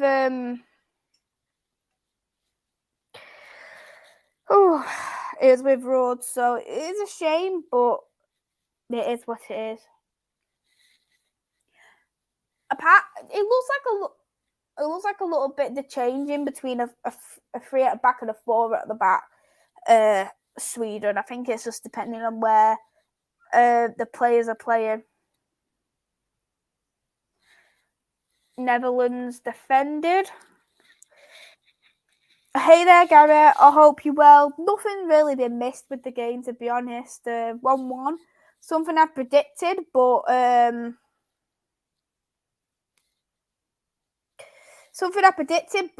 I just feel like the tempo of the game hasn't really been there for two teams who are rated so highly. What's all the fuzz on De Jong? Apparently with De Jong, the deal's just not happening straight out, not happening. And it's obviously wound up a lot of United fans. Who's reporting it? Not a clue, but I just had that feeling at the back of my mind. I just want I just didn't think it was going to come. I've just seen reports all over. I don't think Fabrizio or David Erstrand's reported it, but okay, so 2 substitutes going to be made by the Netherlands. Van de Donk is coming off. And Rode is coming off. Beverstrand is coming off. And that she is a Bayern Munich player.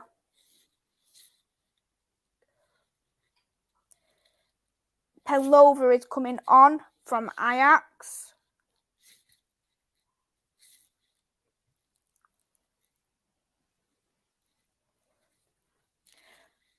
Duncan Castle's reporting it.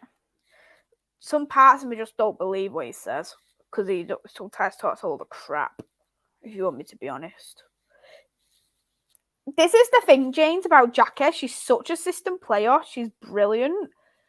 She really dictates that midfield for both us and for the Netherlands. But the thing is, when she's in that pivot, she doesn't get used properly. I hate the pivot. I really hate the pivot. Horrible formation. 4-2-3-1. Don't like it.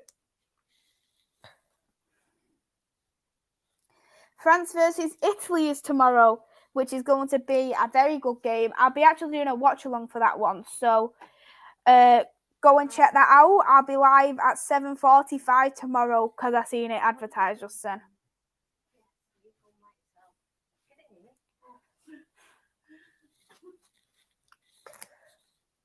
Netherlands in their box. Nothing done there.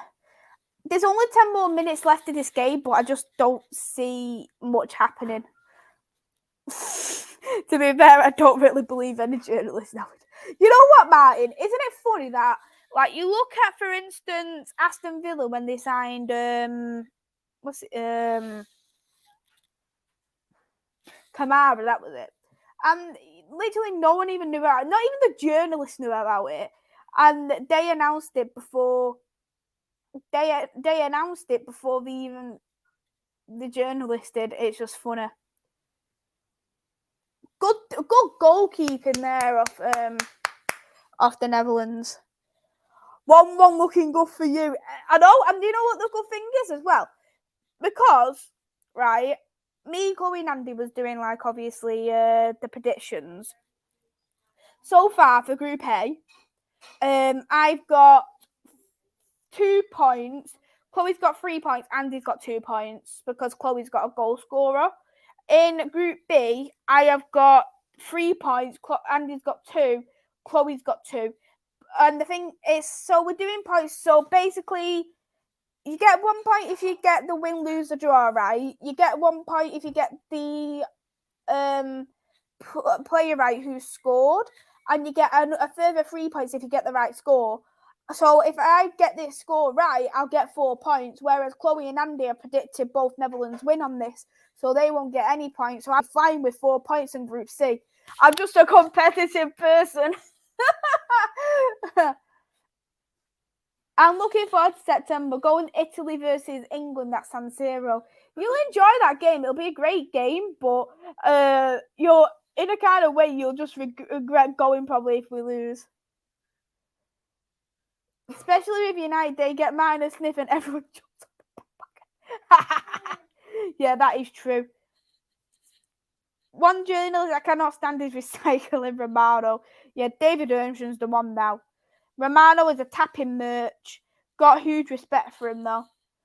Romano doesn't sound trustworthy, but I trust none of them. Never trust a journalist, John.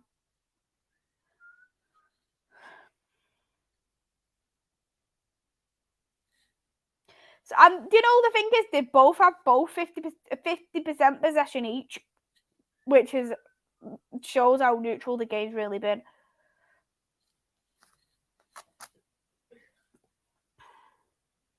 Throw in for the Netherlands, which is going to be taken. Yeah, Ermström has been very well. I actually think he's been great, although he has hurt my feelings when he announced about Nikita Paris. That hurt my feelings well and truly. Foul there by Sweden, so it's going to be a throw-in. I mean, it's going to be a... it's going to be a free kick for the Netherlands, hurting Jacka. How could they hurt Jacka? Look how good she is. She's so great. And after this game, if Smart Skinner don't use her properly, you're just gonna think, wow, seriously.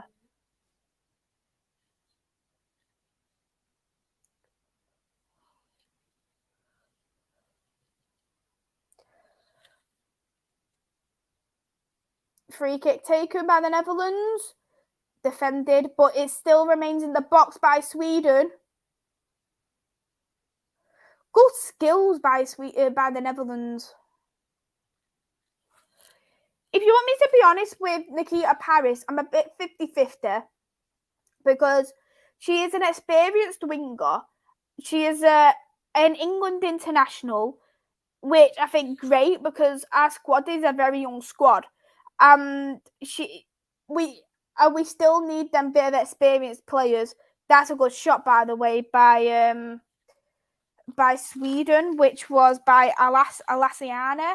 That's went straight to the goalkeeper's arms. But I think in terms of the heat of Paris, I think she's experienced. She's one of the older ones. We need that. She's got that bit of mentality where she's won cups at she's won cups at City and she's been in Champions League football. She's won the Champions League. So in that kind of respect, you think, wow, this is great. We need this in this Manchester United squad. But when you have got a forward player who has only made one goal last season and the only goal she scored was a penalty, you look at that in the kind of respect of what we signed her for.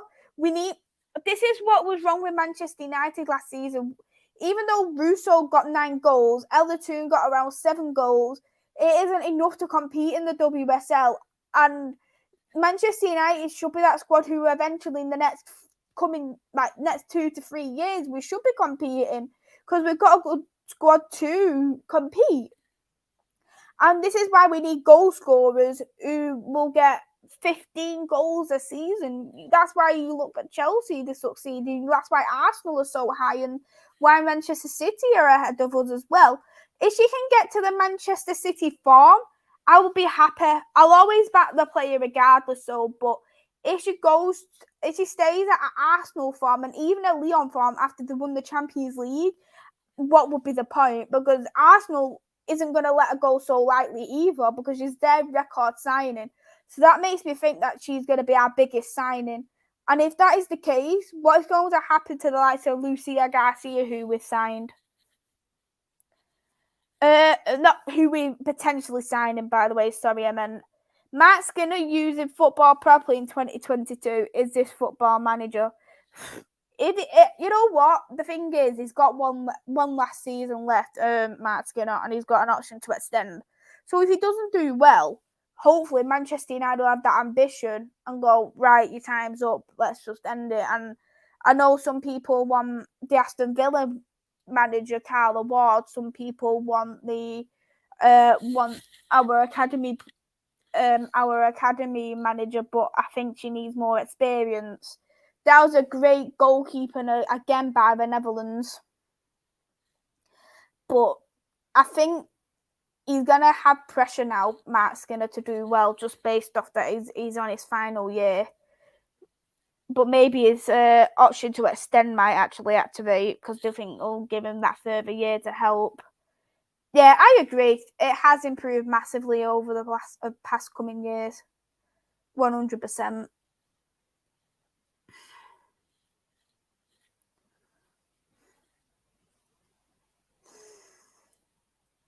We've got 3 more minutes left until it goes to injury time.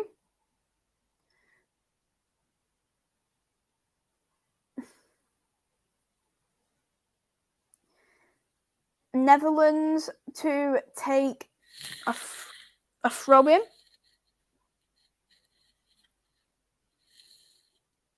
Throw-in taken. To be honest, I feel like the Netherlands passes haven't been that good. They've been quite short and slow.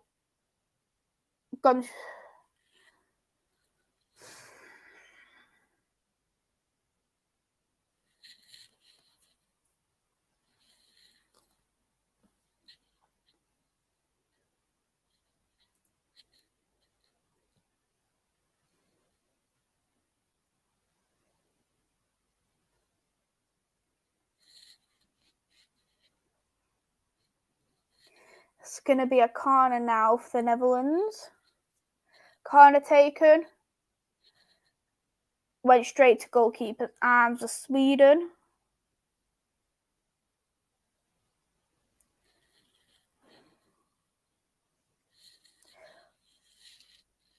I think really the Netherlands should have left that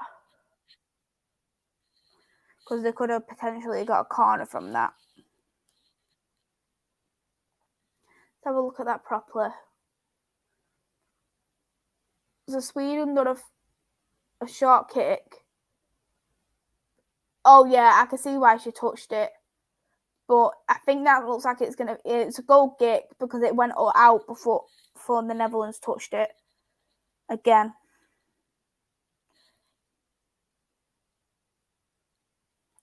One last minute before injury time goes ahead.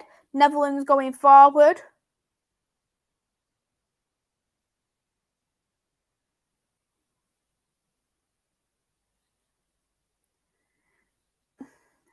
I just expect, to be honest, you expect that a little bit more fire off both teams. I'm going to give a quick review at the end, but I think that it definitely was the second best game of the season, second best game of the night, let's just say.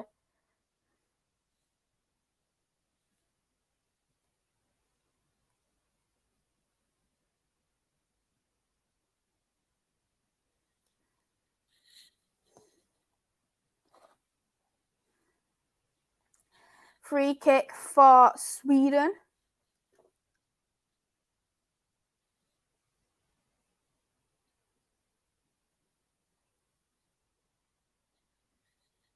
And it's going to be a 4 minutes injury time. In my opinion, yes, it probably is a fair result because none of the teams have done too much to warrant a win. So, yeah, I'd probably say a point is fair. And at the moment, Group C is pretty tight. Everyone's got a draw so far. I'm sure I Like Coffee's happy because of the table, because I Like Coffee's put back in Portugal. But in the kind of respect, even though I predicted that 1-1 draw because I didn't see them I didn't see them getting any wins, but I also think that both the teams, the teams that they do have, they should be producing more than one goal. They should be doing a lot better passes. They were quite sloppy at time to time as well. So I think, yeah, the 1 point is definitely fair because none of them deserve 3 points. And hello, Vaughn. I hope you're well. I'm covered in so much sun cream. It's all taste. Do you mean sun cream or do you mean ice cream? How are you, Vaughn? Anyway, do you have a nice day? Woohoo! 1-1. I knew you'd be happy. I Like Coffee. I'm doing a Portugal versus Netherlands watch-along actually on Wednesday. So what I'll do, I Like Coffee, I will wear my Portugal top for that game because why not? I've got Bruno Fernandes on the back, so I'll be repping Bruno. The teams cancelled each other out. Like you said, Portugal, Switzerland, clearly the highlight game. Group suddenly exciting. Yeah, you always get that one group what is so exciting. And the group in the Euros for the men's last year, because it had Portugal, Germany, France, and Hungary. It was so interesting in that group because it literally went to deadline day that that who's going to finish first, second, third, fourth, and potentially that could happen with this game, this group, depending what's happening, because not a lot of people knew about Portugal, what they were like, and to see what they can really show, I think they could put, with how the Netherlands have played and Sweden, they could potentially put pressure onto them teams. And if Switzerland get the space and they get the lack of concentration, like what happened today, they could also get some surprising goals as well. I had a belter of a day. Have United signed anyone yet? Nothing. Nobody knew yet, Vaughn. If they're going to sign anyone, it'll probably be next week. But who knows when we're going to sign a new player? Did you buy the new United kit? Nope, I haven't bought it. Have you bought it, Martin? 1 minute left of the game. Good defending from the Netherlands.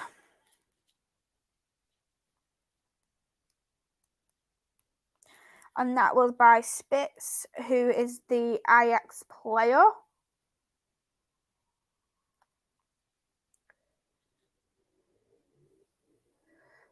So they've got 20 seconds now. They've got a corner, Sweden, so they could potentially get a goal here. But it's gone straight to the Netherlands goalkeeper.